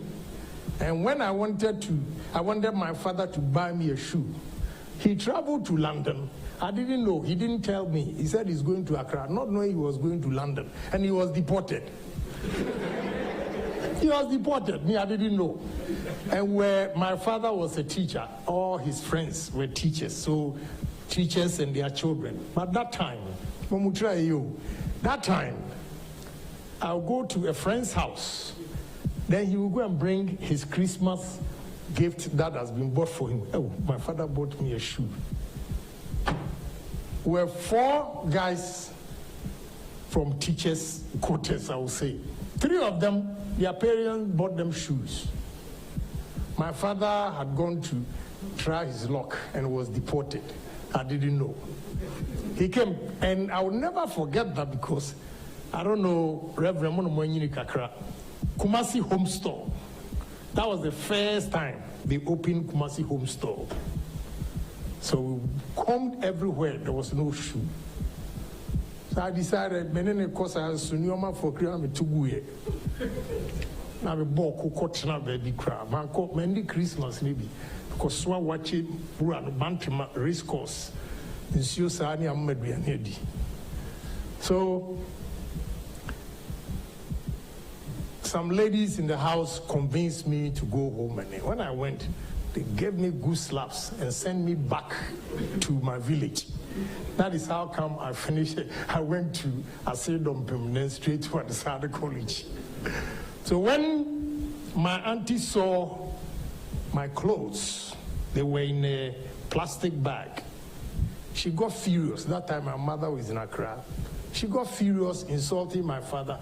And the next day, she put me in a train to Accra here.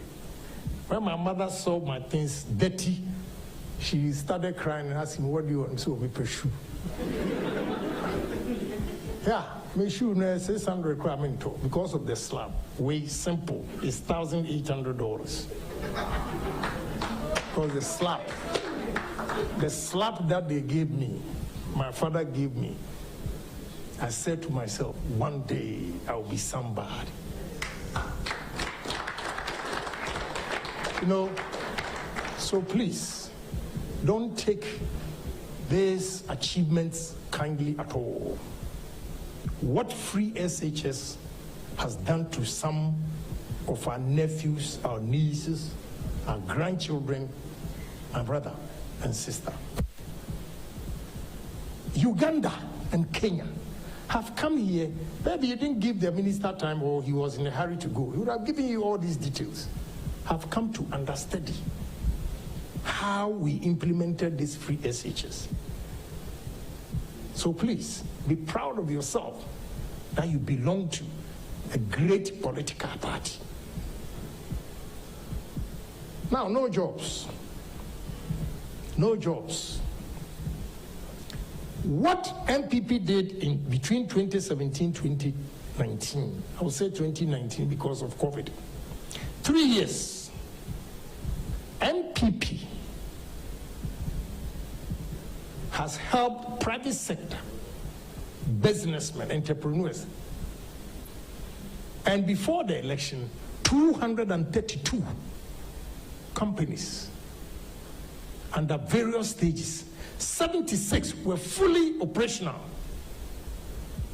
Now the question is, if every government in 4 years, if not the COVID, definitely all the 232 companies will be working. Now let's take it for argument's sake that 76 every 4 years from Rollins' time, 76 companies established every 4 years.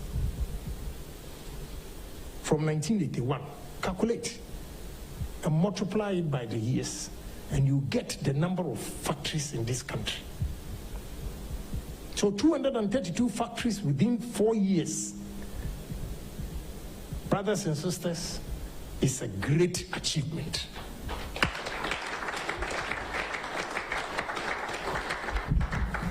And let me see those of you from Central Region here. Good, Central Region. Do you know potting? Potting. Do you know the pottery farm over there? Who knows potting? What is happening there? See? There's a pottery farm that was completely collapsed. Now pottery farm is revived. It's working. When you are going to that, in fact, that place is very close to Winneba, but they say it's Gumua East, where the guy is using potato for flour and other things. It's a new factory that the loan that was given to him to establish that is 14 million Ghana cedis. And do you know the number of people he employs? Now, just as you pass that factory, on your left, you see the Chinese company, the paper product, also on your left. See, a lot of things are going on. Who knows this, what's his name? There's a pottery farm. Okay, one at Sepasi in Ashanti region, 2 Dako farms, and one other Mana farms or something. All their pottery farms have been revived. It's working. It's working. See? So we have 76 already operational. I've not cross-checked from January to May what others have done. But I can assure you, our factory is coming up. We're going to commission it in July. Cassava starch. When you go to Attipoe, you will see. We're coming up with different, in fact, all that I'm saying, my personal businesses that I'm doing is not even counted under one district, one factory. Because I'm not taking any loan from government. No banks. At least I have 5 projects. One is completed. I'm waiting for the Dubai people who said they brought the in machines to come and commission it. Others are also in various stages. That's why I always have severe pains here, thinking. We are pushing the economy, and it should be employment, employment, employment. So factories, factories, factories, industries, industries, industries.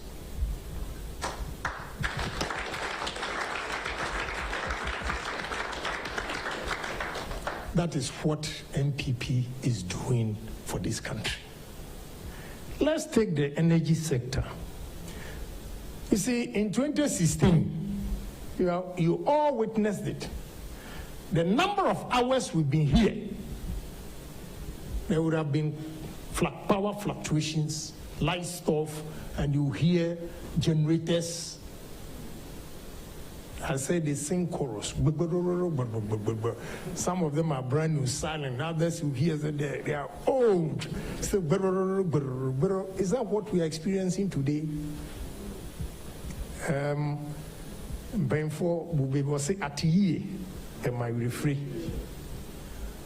So soon we have forgotten where we're coming from. Just 4 years ago, you know that if you know the number of businesses that collapsed because of light-offs,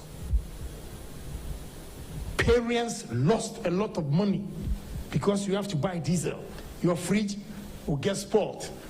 All the electrical appliances will get spoiled. You have to buy a new one. All these are cost. Is that what we're experiencing today? These are basic things that we don't appreciate. But in 2015, 2016, what Ghanaians went through with stable power, consistent power, so soon we have forgotten. It is not by magic.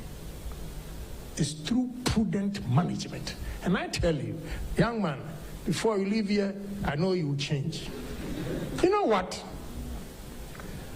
When this power shortage started, prudent idea by President Mahama that we need big generators, whatever, to start these years, power producers. They signed 17 agreements with different power producers. And they call something take or pay. And the take or pay means if I produce, whether you need it or not, you have to accept it. You have to pay me. That was the agreement they signed.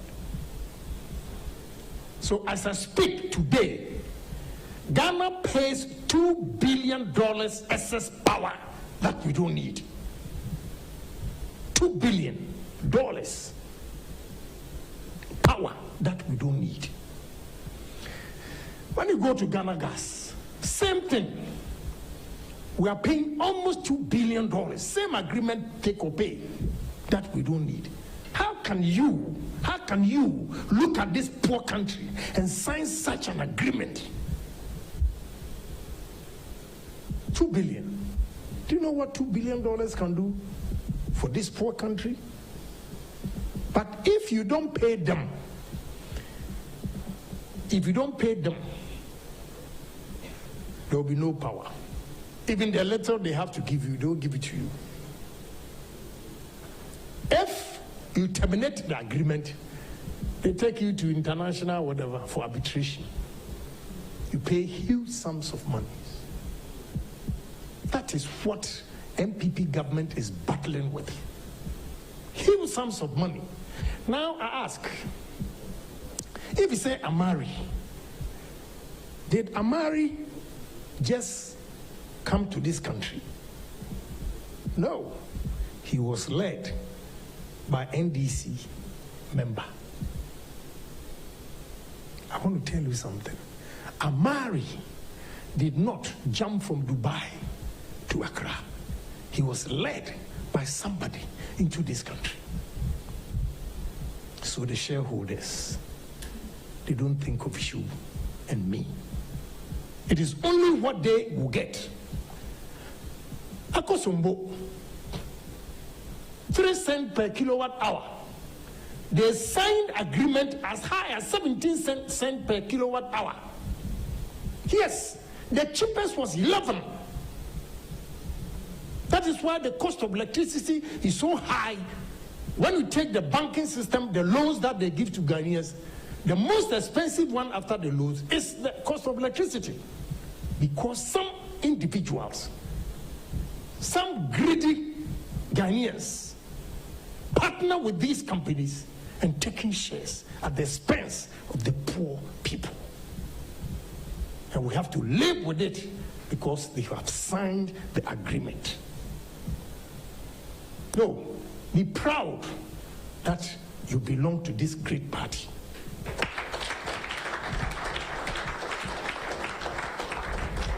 With all these, paying these monies, what the government has done is that ECG, whatever collection you make every week, not a month, a week, 77% is allocated to the power producers. That is why you have stable power, if you don't know. It's not by magic. That is why we have stable power. 77% revenue collection of ECG goes to the independent power producers. How much is left for ECG to operate with? That is the reality we live with. 23% ECG, his collection. He takes only 23 because 77 is given to the power producers. You remember, if you had followed me for long, In 2016, I challenged them that your problem, it is not anything technical, it is financial. If you followed me in 2016, I told them, it is not technical, it's financial. You are not paying the people. That is why we are facing or confronted with that power fluctuations and doomsday, as we call it. But when we came and decided to pay them, we are not able to pay all, but at least we get the power, and it's still very, very expensive. Let me tell you, young men and women here, do you know a company called E&I? Sometimes our politicians, we have to lash them too. Yeah, when they see, excuse my language today because I'm pissed. When you look at the agreement, you ask yourself, you're paying for them kuskuana. Honestly, gas. They signed with a company called E&I. The most expensive gas in the world that you pay is Ghana. Signed by E&I, Italian company. How? 9-cent gas. The most annoying part is that Talo, is this Sankofa or whatever, they can produce more oil, crude oil. They can produce more, but because of the agreement with E&I, they cannot produce that oil and get more gas. How? How can you sign such an agreement if you love your nation? This is what MPP is confronted with. And you see, they will take them, confront crassy 4 ministers, bia, edomu treplemu, okoye udidi fum, sign agreement, you know, just like that, without thinking of the country, without thinking of the future of the youth. You commit us like that. And we can't do anything. And, you know, we are afraid to talk. We are afraid to criticize international. I will criticize them. IFC is another bogus world institution. They funded this project. So anytime government will resist, then they threaten. If IFC is for World Bank, it means World Bank is not going to deal with you. That is the gospel truth. Let them see it. I don't give a damn about that. It's my country that we have to protect. Yes, IFC. They supported E&I to sign that bogus agreement against this country. And now our hands are tied. We can't do anything. And you are telling me, fix it. Fix your fucking attitude. Excuse my language.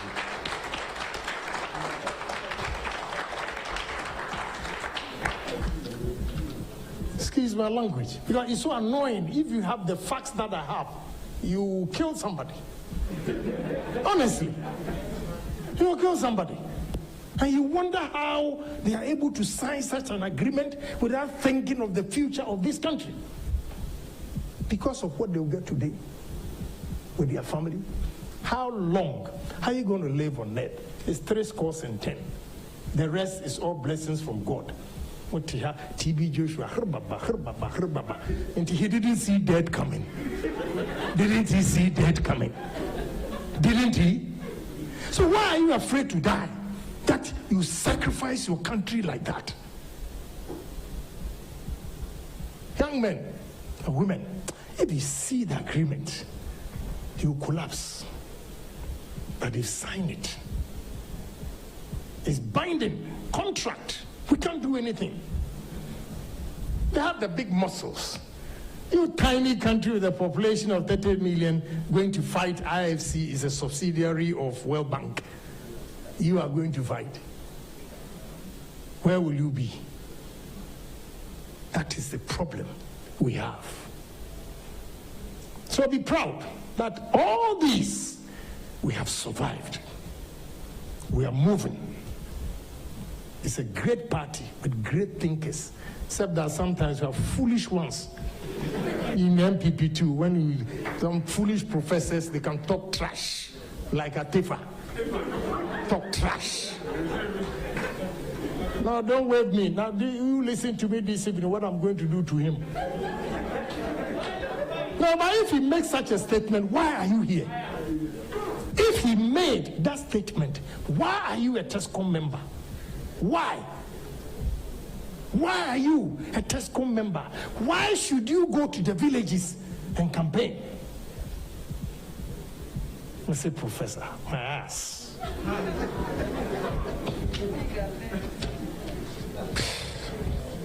No, it's so painful that you sacrifice your life, defend a party's cause, and you go there, they look at you. They brought from ground, say, political, whatever. Neutrality. If you are neutral, why would you accept this position under MPP and not under NDC? Because you qualify. Professor Tefa, if you don't know his secret, when we won this election, he filed to be a Speaker of Parliament. Why didn't he file under NDC to be a Speaker of Parliament? To be neutral? That's foolishness. Yeah, it's foolishness. You filed to be a Speaker of Parliament under MPP party. Yes. Go and ask Chairman Sabosu if I'm lying. Ask Chairman Sabosu if I'm lying. Nipa 5 crore default. Please. Now, look, they say certain things to discourage us. They make us look so stupid for sacrificing our life for this party. I don't have a problem if you employ NDC. He's a Ghanaian. I don't have a problem. But I don't expect you to come and tell me that the president says, President Akai, I know the man, he won't say that, but if he said that, he'll pay for it. I swear to God. Yes, I know president will not say that. But if indeed he said that, he'll pay for it. Yes. If I show you messages from the youth, the way they are so annoyed, insulting us, you have no idea who caused it. Now, common sense, I must say PhD. Me, you're my degree, my qualification, QBE, qualified by experience.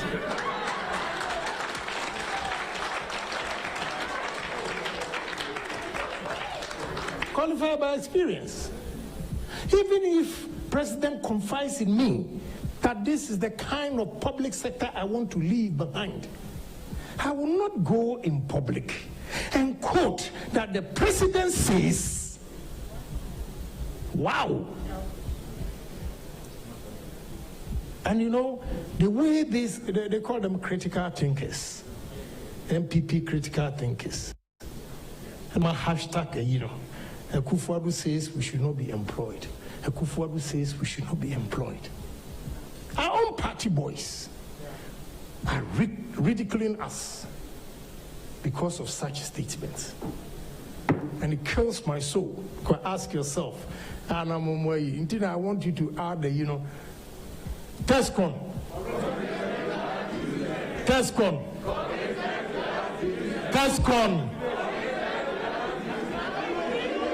You got it.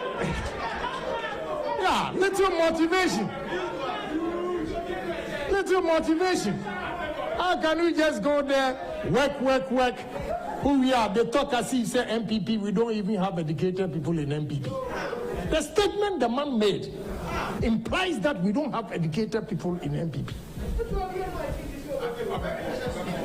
You know, it's sad. But when you look at all these few problems or challenges we have, I'll tell you, MPP, we have done marvelously well. The agric sector. Look at what we have done in this country. Today, if you don't know, I'm telling you, today, MPP, from 2018 till now, we have trade surplus. Through agriculture, we have trade surplus. Economic students here, you know what I mean by trade surplus. It means when your exports exceed your imports. And from 2018, in 2019, the trade surplus was $1.3 billion. Yes. Yes. Be proud that you belong to this political party. We have done well. You know, when I hear people talking about fix it and we are suffering in this country, I ask, do these people remember where we were and where we are today? Even under COVID in 2020, we still had trade surplus of $759 million. What if your imports exceeds your export? You are in trouble. It means there's a stress on your foreign exchange. So the dollar, the pound will keep on going up, and you use more cedis to go and buy few dollars. When your exports exceeds imports, there's less stress on your dollar, the foreign exchange, because now we exported more goods into world market than we imported into this country. And the variance was 1.3 billion in 2019. And even under COVID, it's 759 million. We could do better than that, but because of COVID, we know definitely that from 1.3 billion, if not COVID, we would have doubled it to 2.6.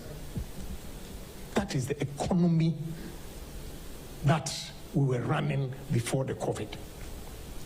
And through a Greek sector, I have a great news for you, but the man says, please, let the world market itself tell Ghanaians. Great news, first in history, what we have done. Maybe by September you will hear. By September you will hear what we have done in the agri sector. So be proud of yourself that we've done well. You see, you sit here, anytime there's no food, they'll say there's no rainfall. How many times in 4 years have you experienced the rainfall? And still, there's constant food. Constant food. Prices. I saw some evil man who, when they say Brunsam, Brunsam is not in anywhere. No spiritual lays where Brunsam, a bogus. But Brunsam, a man who called village women and men, uneducated men and women, put them in a room, coaching them. Akufo-addo yeto gare ayento, Akufo-addo yeto bancha ayento, Akufo-addo ye nyanam. Wow! This is the kind of people we have in this country. When food is everywhere, in 12 months, we have food. It's not by magic. It's by prudent management. And some NDC guys have enjoyed it. I was talking to Honorable Akando, and he said, oh, Honorable, you praising Ibrahim, now everybody wants to go and buy Jata cement. Praise me small because my rice, I'm producing rice. And I'm saying, I said, oh, I'm kakreni. We did them who said, then I'll go there and talk about it.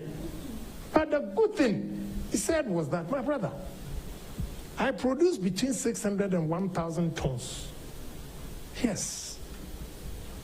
His challenge is that, ask him, why is it that the local rice is more expensive than the imported one?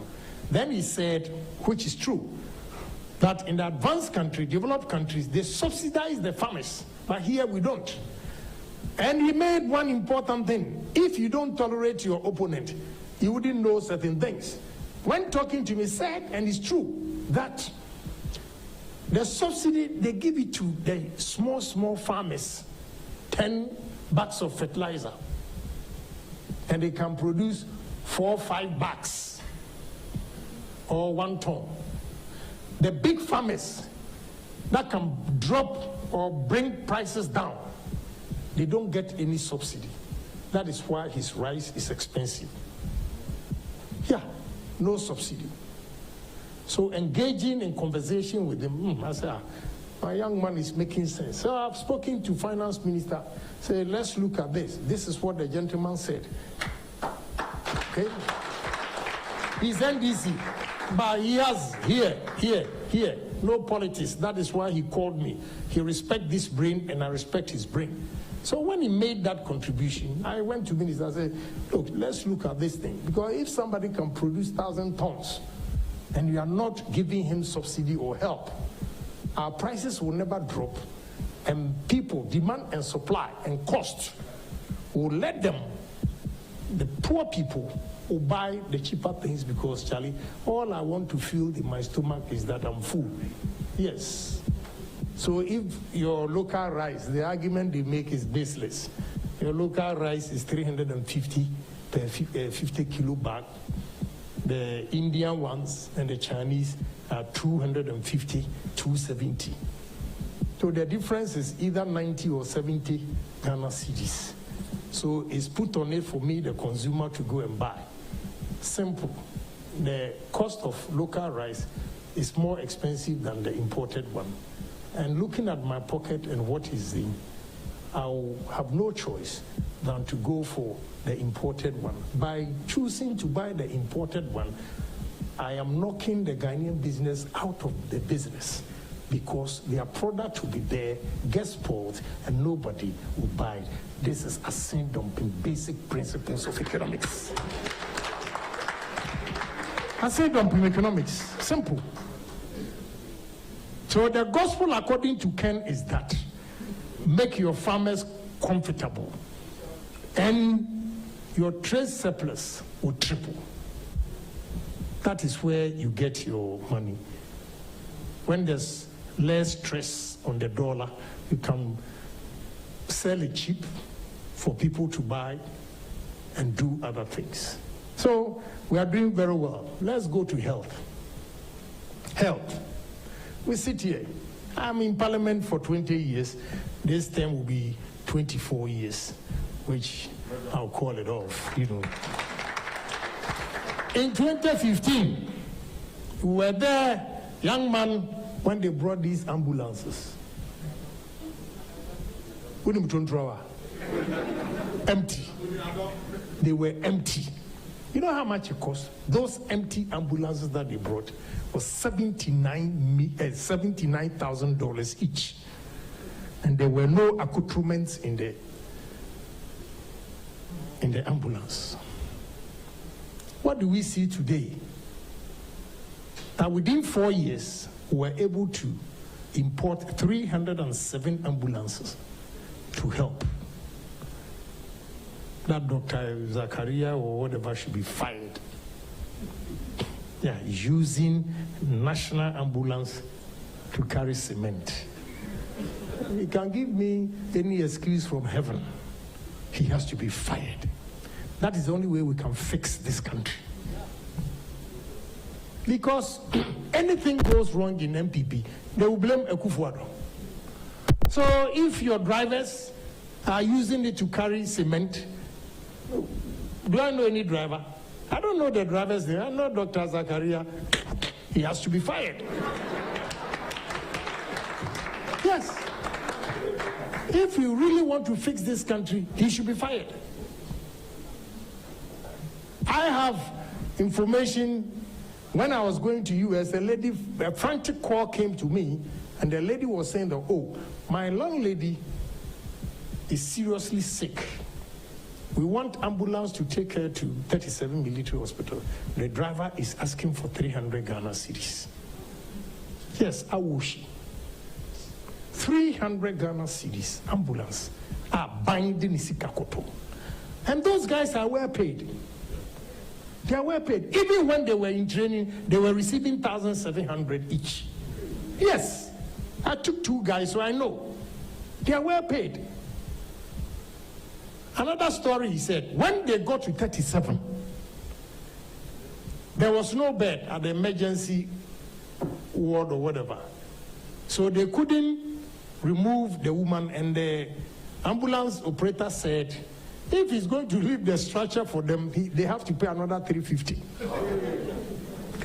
Now, the question is not the money. It's not the money. What about if you get another call to go and pick another patient? Which structure are you going to use? You know, we should not just consume information. We should always digest.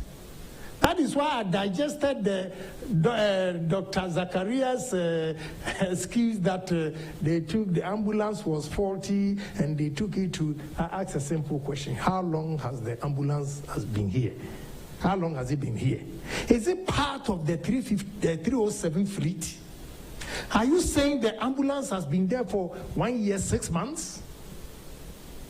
Please, tell that to the dogs. We are not kids. So it should be fired right away. 307 ambulances. Then comes to the famous, that small disease. How that small disease has exposed the so-called superpowers. COVID. COVID has exposed America, has exposed Britain, Germany, all the superpowers. COVID, I almost small. Yeah, pandemic. I would have agreed with anybody saying COVID, fix it if we are not under pandemic.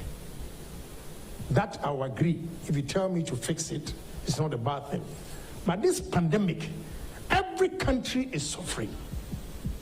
You should listen carefully so that when you go, you tell friends, brothers and sisters, parents that are complaining that there's hardship.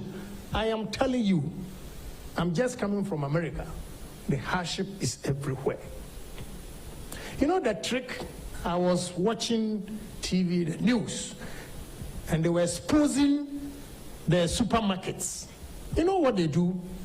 Now, if this phone, mine is Huawei, don't laugh at me. This phone, this size, is 1,000 cedis. Now they reduce the size and still sell it at 1,000 cedis. So when you go and it's in the bag, you will not even know that it's been reduced.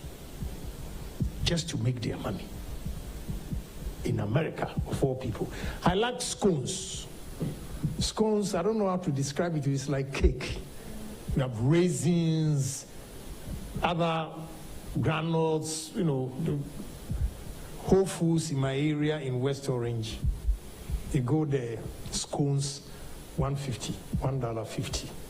This time, I went there, I'm going to buy scones. And it's $2.50. And it's so flat. Yes. I couldn't buy scones. I said, how am I going to pay $2.50? I'm used to the $1.50. That is the situation. My daughter graduated from Cornell this last week, Saturday. The condition is that 2 people can come. Myself and the mother went. Second condition is that you need to have your COVID test. Whether you are fully vaccinated or not, you should have your COVID test. You know how much it cost me in New Jersey? $165. I have my receipt. How much do we pay for COVID test here as a Ghanaian? Now, me on say kurasi na wo me honti minim omo system science dey na me nya de kura biology me nya 7. Economics 1, history 1,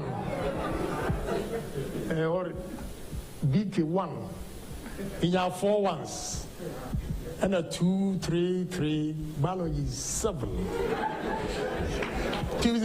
Drawing up me TV my classmate, I got a message from him that he's in town or London. He actually begged me to go and write. I didn't want to write biology. That's why I respect medical doctors and those in the sciences and you know.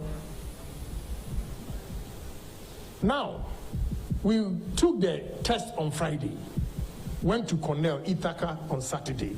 I'm coming back on Tuesday. So the 72 hours, I have to go and do another test. You know how much they charge me? The same place I went there. I said, oh, I was here. Yeah, we have you on our system. Okay, I'm coming to do the COVID test again. Are you traveling? I say yes. No, the brophobia technically with me. PCR.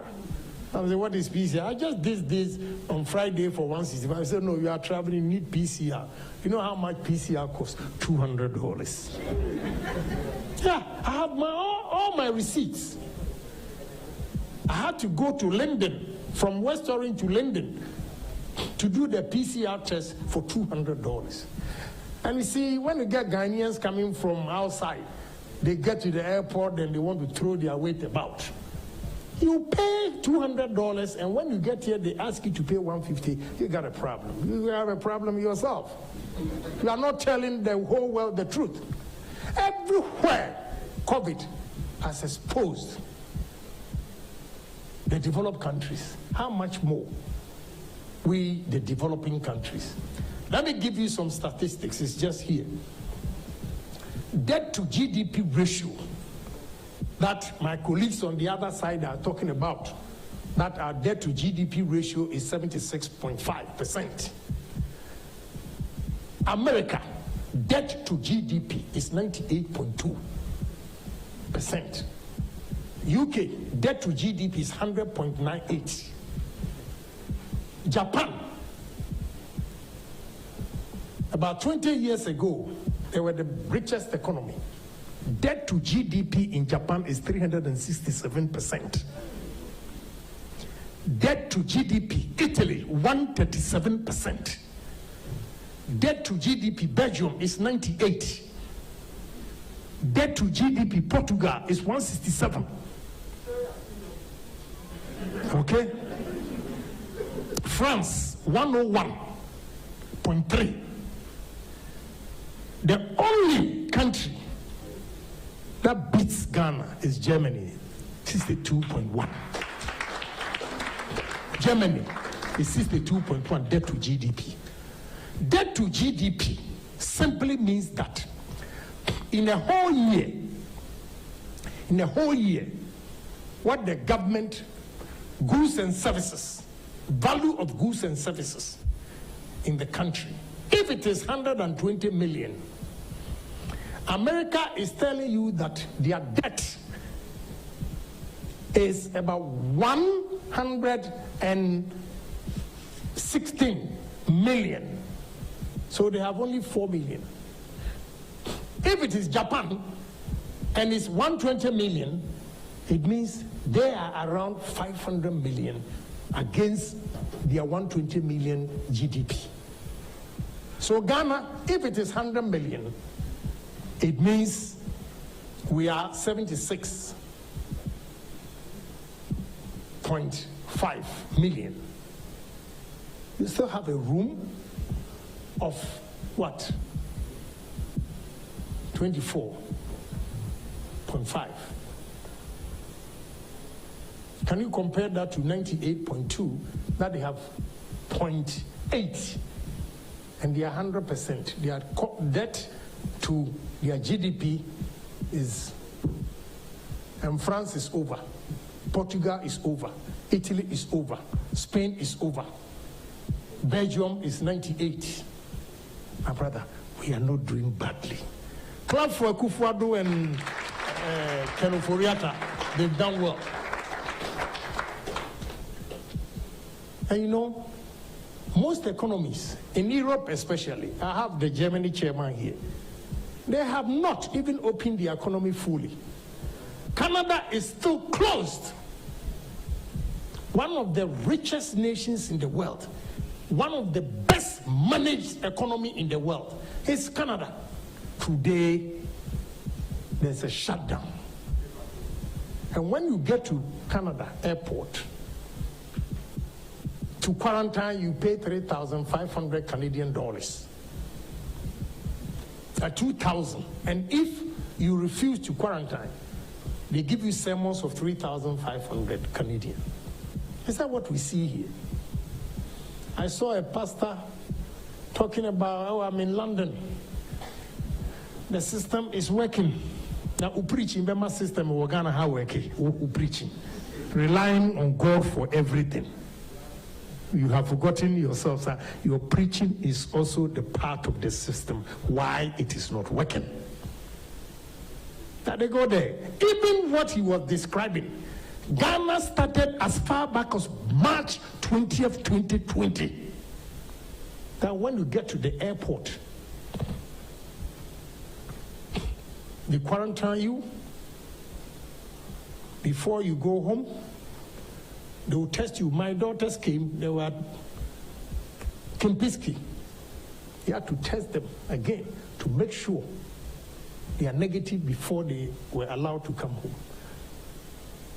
Those who tested positive, they visited them, checked their contacts, the people, and also tested those people.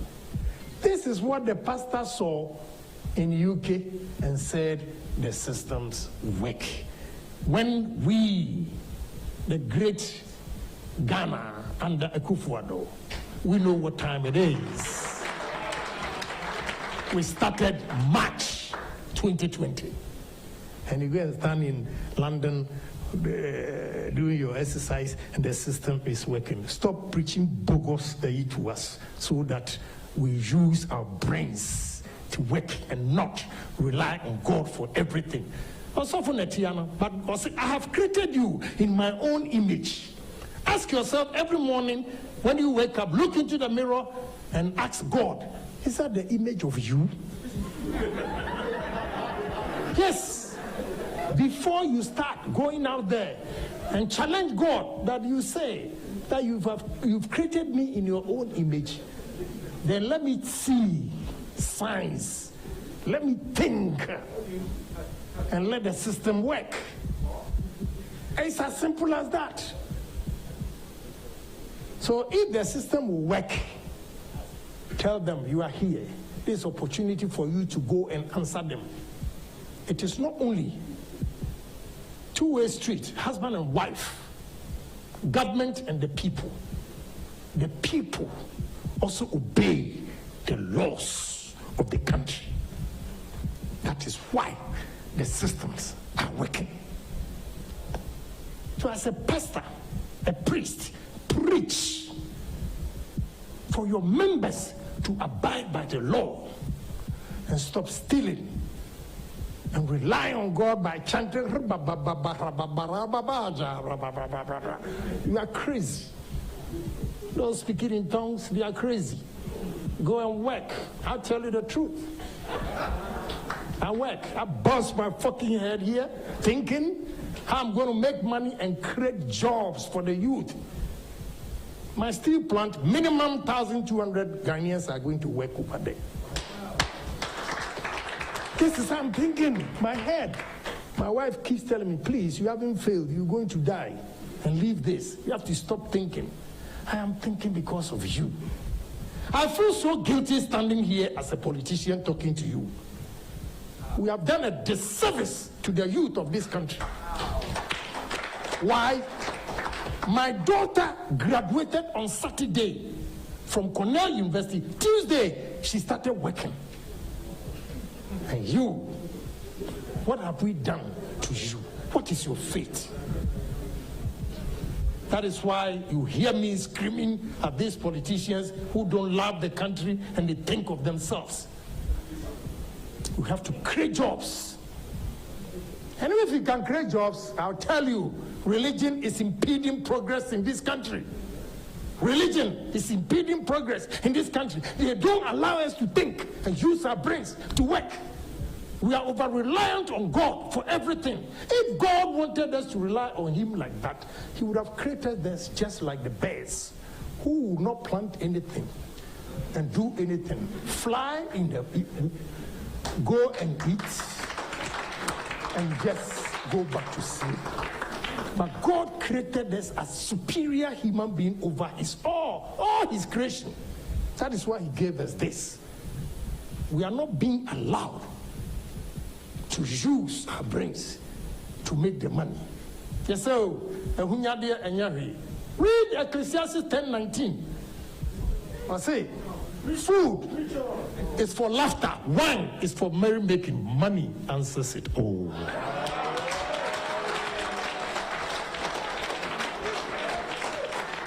Yes. So anybody who will tell you, and now pescado, and now pewero, hey, pesca. We are going to die one day. That's no question about it. But if you have money and you are sick, some sicknesses, money will save you easily. I have a friend who had COVID from Holland. He was from Holland and had it here.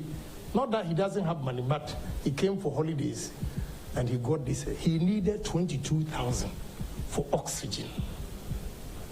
If I had not paid, he would have died. So money can give you oxygen. That is what COVID at least has taught us.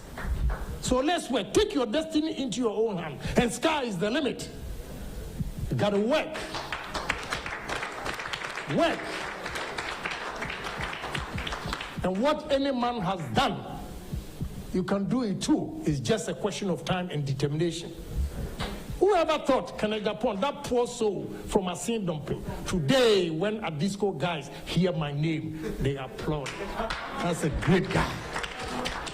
I was not born in a rich home. No. You got it, boy. Yes, a poor soul like myself. Today, you wasted all your time just to come and listen to me. Look, you can do better than me. You can do better than me. It's just determination. Irrespective of the family you came from or you belong, your determination will change your life completely. And I tell you, the right word, I'm not going to use it because they may misquote me. But I tell you, my philosophy to survive in this country. I went to America, they were asking me, how did you make it? I said, in a society with a bunch of ignorance, the few wise men succeed. So be among the few wise men and carry the fools along. And some of the fools will change and emulate you and will develop this country. That is it. That is it. So don't be shy of Ghana. It's a great nation, but it's between you and me that can make a difference. That is why I'm here. I wouldn't have come back because you were late, but I said, look, you look up to me, let me share this story with them. We want to see that one day you meet me somewhere, that time I'll be old. You say, Honorable, you used to be Asin Central MP. We met at Nat Hall. He said A, B, C, D. I used it, and today, here I am. I'm somebody who thinks of my children's future. I'm somebody who thinks of the future of the youth of this country. It is not my selfish interest, riding in Rolls Royce, what? With all this, what I've said, still is vanity. Yeah, I've said all this. My Rolls Royce, I think for the past 5 years, I've not even started the engine. Now I hear when we were going to start it, it didn't start. But I bought it just to make a statement that I said on Mesumaba. You know, so ladies and gentlemen, what the foundation we are laying is determined or going to determine the future of you. And with this foundation, we are praying that COVID will end this year. And 2022, 2023, you will see different economy that will shaping your future, that will shine your future. I was talking to the president, I'm saying, Mr. President, you have taught me something. What you have taught me is that if a man is determined to achieve something with perseverance, he will achieve it. That is why, irrespective of the criticisms of the free SHS, You believed in it and had faith, and it has worked. Now, your next step is industrialization. Because it is the industries that will create jobs. So 2022, you see the number of companies that will spring up so that we can absorb students that are coming out of college. Because if my daughter should finish on Saturday and Tuesday has a job, and I have a lot of applications, parents are bringing their wards, begging me, or their children begging me to get them jobs, then I ask myself, what kind of politician I am? I'm not able to make a difference. My daughter sits there, Saturday, graduated from Cornell, and Tuesday she's working. I have to do same as a politician before I die.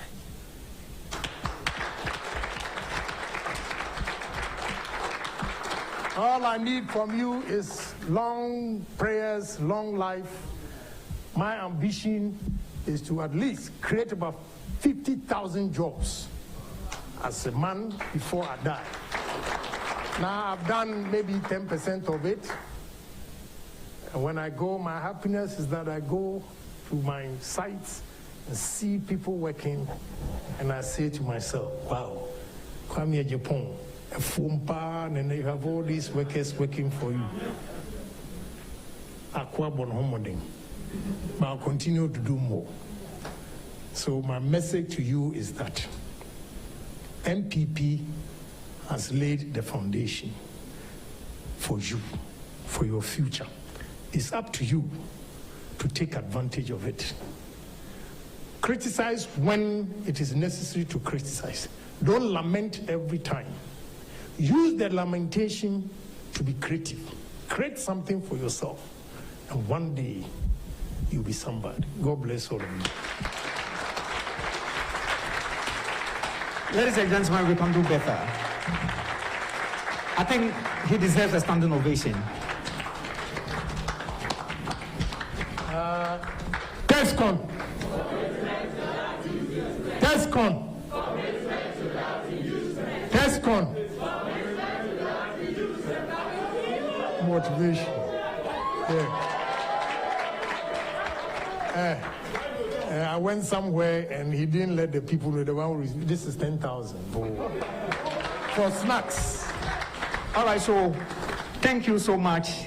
Thank you so much, our father. Thank you so much. On behalf of the president, I will initially accept this on behalf of Tescon Accra City Campus. Once again, we are grateful for a time like this with you, and your words will live with us. And then trust me, you made mention of the fact that we should be leaders of influence, leaders of change, and we shouldn't just chase the political positions because we want to be called so and so, but because we think we can make a meaningful difference in the lives of Ghanaians. Thank you so much, Honorable Ken.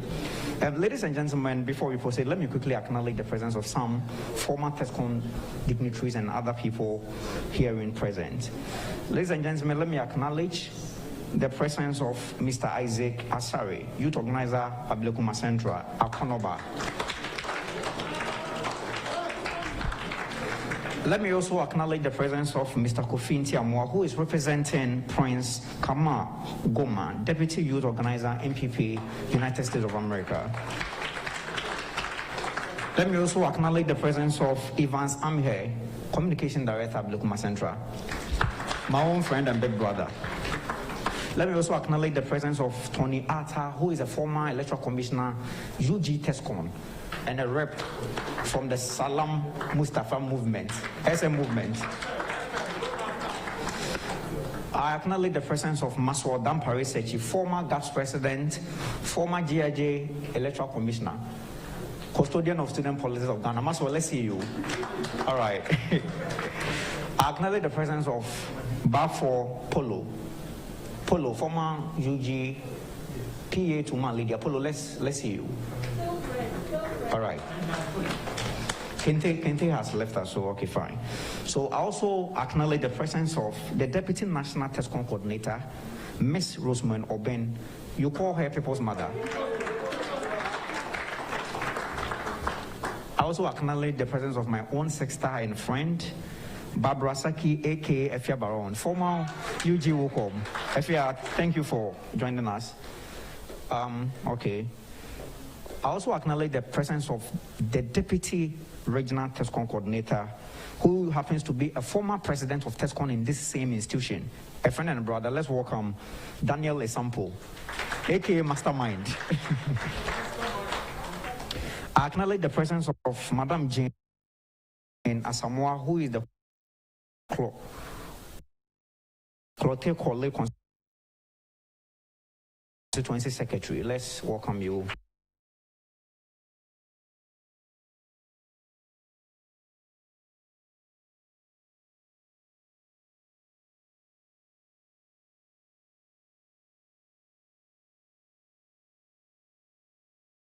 Madam. I also acknowledge the presence of Ms. Renelle, both Patriot President.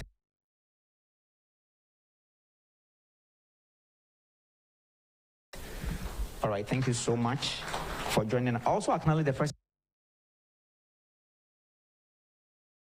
of the city, the main campus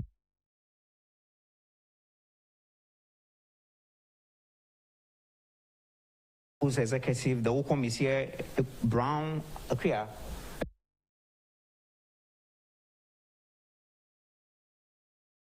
Akria Brown. Okay, thank you for coming. Come forward.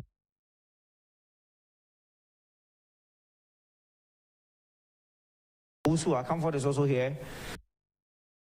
Okay, and then Derry, Miss Deborah Derry, CEO, the Craft Hub. Derry, where are you? Let me see you.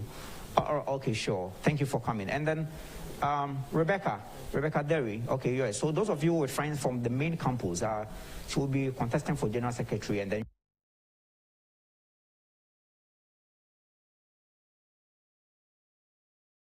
you know how we do it. We support our own even at the student level. So let's do it for Rebecca when the time comes. Thank you so much. As and when they come, I will. Because of time, I will allow few people to join us and then talk to us because of time. So, ladies and gentlemen, this is a man who has served the MPP in various capacities.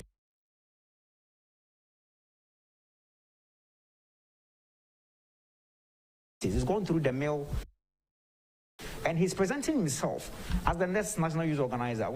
Without much ado, I invite to the podium Mr. Isaac Agyapong.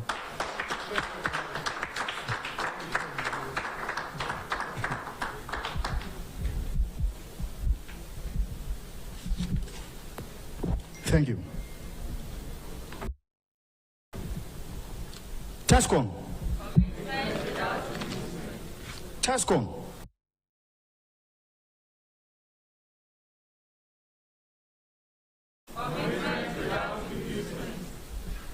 Honorable.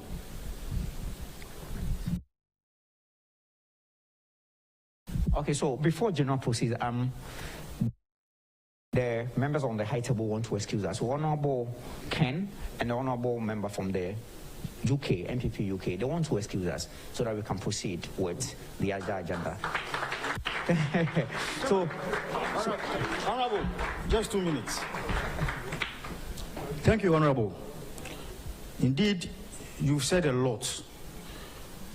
And all what you've said means that we have a message to break the eight. However, Honorable, our problem in 2024, I was waiting just 2 minutes. In 2024, any breach of common sense in selecting region, national, and beyond national, that is even flag bearership, any breach of common sense, we, the New Patriotic Party, we do not need merchants at the war front.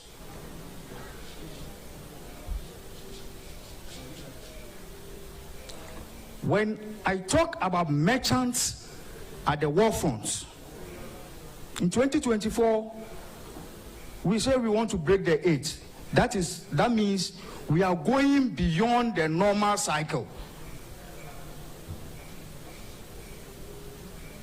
If we happen to have merchants at the war front, we will also interest is to get your ammunitions and sell to your opponent and get money.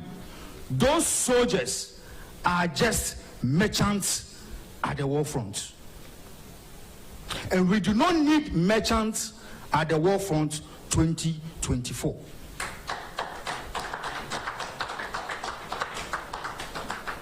People may come to you, the leadership, Tescon.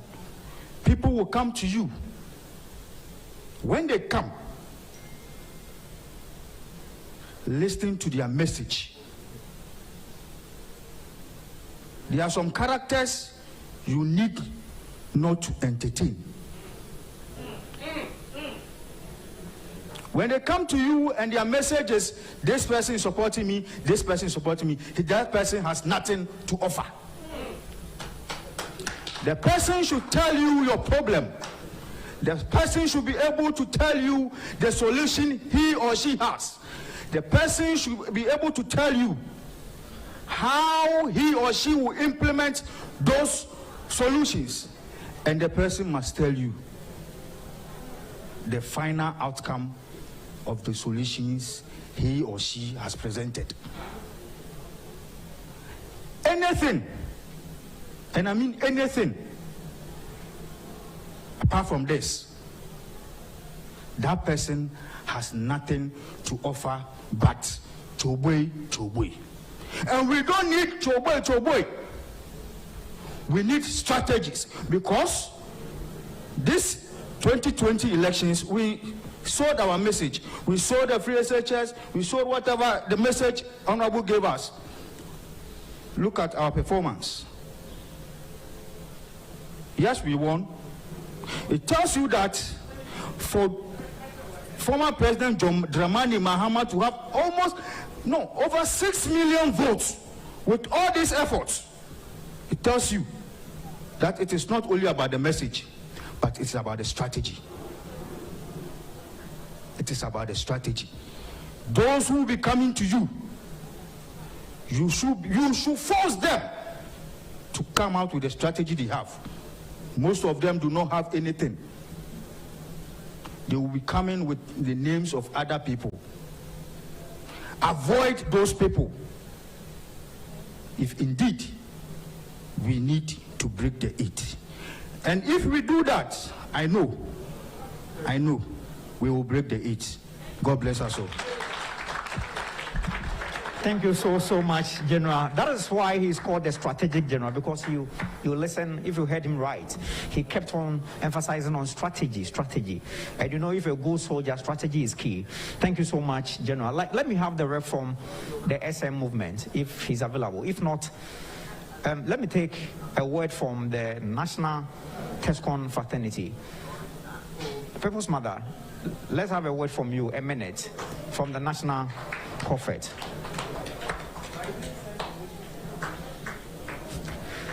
Please, because of time, let's make it snappy. But before she joins us, let me quickly introduce Inusa Al-Hassan. He is in the office of the Information Minister. Inusa, thank you for coming. He's also a former Vice President, Tescon City Campus. Thank you so much. All right. Okay, Tescon. Commitment. Okay, so we are going to make it very brief. I am very, very happy about the number of women I'm seeing over here today. I'm quite uncomfortable putting the mask on, pardon me. I'm very, very happy seeing the number of women we have here. Some time ago, when we were having Tescon meetings, what you normally see is just about 2 women amongst about 20 people. But now, we cannot attest to the fact. I think the women are even overtaking the number of men I'm seeing in this room. And I think we should clap for ourselves. And I've always said this, and I'm always going to be very emphatic about it. There's no two ways about it. In a nutshell, what Honorable Kennedy said, being with the NDC was like being with an incompetent man, an impotent man who couldn't make you pregnant for a period of 8 years. You moved on with your life, you met another man, and now you have 2 kids. You expect to have about 5. It's a matter of patience. This man has shown that indeed he's a man and he can give you the 5 children you are looking for. And that is the MPP for you. We had to sanitize the system. We had to take strategic measures. It's like being with an open sore. If you don't want to cry, then we are going to use the minimal approach. I put some balm on it. We are not going to make sure that you are going to be healed from the chronic or from the root of whatever you're suffering from. But with what we've done, the implication is the interim experience we are having now. We are looking at a long term. So therefore, you are going to feel the pain of the head because we are going to put the sore to the test to make sure that you are getting the right medication, to make sure that whatever it is for the leg to heal properly. So in this case, we are not looking at the short term, and then that is why we might have some backlash of, oh, the system is quite hard and all that, and nobody's saying that, but this is how it is. Because of how the system is and how we are, the approach of healing whatever it is, there was so much damage. We are trying to do a lot of sanitizing. So it's expected. So it's a matter of patience. For us as Tescon, some of these things might sound very technical. So we have to encourage ourselves so that we can keep on moving on and always being there. Oh, we are there for Tescon. We are there and we are never going to turn our backs to the MPP. What I have for you is that when you even look at the quota of appointment, you look at the people who have risen through the ranks of the party. Just check the records. There are so many people from the Tescon fraternity. I think we are even more than 70%. So if we are Tescon and we are Tescon executive, we are not encouraged that just one day, it would be your turn. Just one day, you can truly represent your people in whatever capacity it is. And you don't feel that is enough encouragement. I think it's so much encouragement. So let's keep on encouraging ourselves, and I know that things will get better. And I love you all. For my woman, I don't play. I love the gender disparity. The woman, I think, the woman, clap for yourselves again. Yes. So thank you so much, and God bless us all. All right. Thank you so much, Proposed Mother Rosemond Oben, Deputy National Tescon Coordinator. Thank you. But, ladies and gentlemen, let me single-handedly applaud the leadership of Tescon Accra City Campus. Let's give it up to them. They have done a very wonderful work, because throughout my engagement with Tescon from KNUST 2013 to now, I've never seen a Tescon meeting which is live telecast. You can see, as you can see, for about 4-5 hours, we are live on the tube. And then we salute our Papa for giving us the opportunity. But let me also congratulate the leadership for a very good job. So this is the leadership of Tescon Accra City Campus. Obin Roxen, Mr. President, thank you so much. We have Grace Mary Blake, General Secretary. You guys have done a very wonderful work. Mary, where are you? Okay. We have the organizer to be Entry, Eric Asante. Ogana, you've done so well. See me for 5 seasons, okay? This 5 seasons, I'll give it out. Gifty Nana Mensah as the treasurer. Gifty, thank you. And then Lily Hamilton, Wukom, a very wonderful work. Communications Director, his Lord, Abed Nago. Abed, where are you? Thank you so much. Nasara, Adam, Musa, you guys, you are just a fantastic team. Thank you so much. MPP needs more of this going forward in future. Thank you so much. And ladies and gentlemen, as Honorable Ken just exhibited, you know, Tescon AUCC is just more or less, I would say, an orphan Tescon, because this constituency, they don't have the certain MP to be one of us. So you know how it feels, because those from the main campus, they can fall on man lady anytime, which they do. So I mean, honorable members, I mean, you know, as honorable candidate, you can also find a way of enriching Tescon the ACC. I think that will be in the right direction. So let's give it up to ourselves for wanting to do that. Okay, let me also give 2 minutes to the rep of Prince Kamal, to also give us some words, because he is also vying for the National Youth Organizer position. Let's give it up to him. Okay, then, with all due respect, Honorable wants to excuse us. So, Honorable, we salute you for a time like this. Thank you so much for joining us. Tescon. Tescon. Thank you for the opportunity. I'm Nana Kofi in Tiamoa, repping Team PKG, Prince Kamal Guma for National Youth Organizer. So much has been said here that I need not to repeat, but I think we have another opportunity. We're going to go through constituency elections, we'll be going through regional elections, then we will go to national elections. And from what Honorable Ken said and my colleagues who have spoken earlier, I think we all have one thing in common. The advantage we have in our hands is that in my local dialect, the Biayaka Assembly say, "Yen to me, yeah, idea one way, na yeah, expecting a different result. We need to do new things so we can expect a new result." Meaning, say we are all MPP people here. If we were to close this door and allow ourselves to communicate to us, we have issues. We have issues from our constituency. We have issues through to region. We have issues to national. But thank God, the opportunity is before us again. We need to choose our leaders. Please, let's choose carefully. Let's choose leaders who think, like Honorable Kennedy Agyapong was saying, some people get nerves. And yes, they get nerves. But Team PKG, this is not a campaign platform. We only came here to support Tescon, Accra Campus branch. So we will employ each and every one of you that when the opportunity comes, let's think through, go through, and make a difference. Let's make a change so as the youth aspect of the NPP can be strong for 2024 to break the 8. Thank you so much. On behalf of Team PKG, represent 1,000 Ghana cedis to support your programs. Thank you so much. Thank you very much, sir. That was a very generous donation to Tescon ACC. As said by Gabi, it is very important that we support the cause of Tescon, even if it's any institution at all you find yourself in.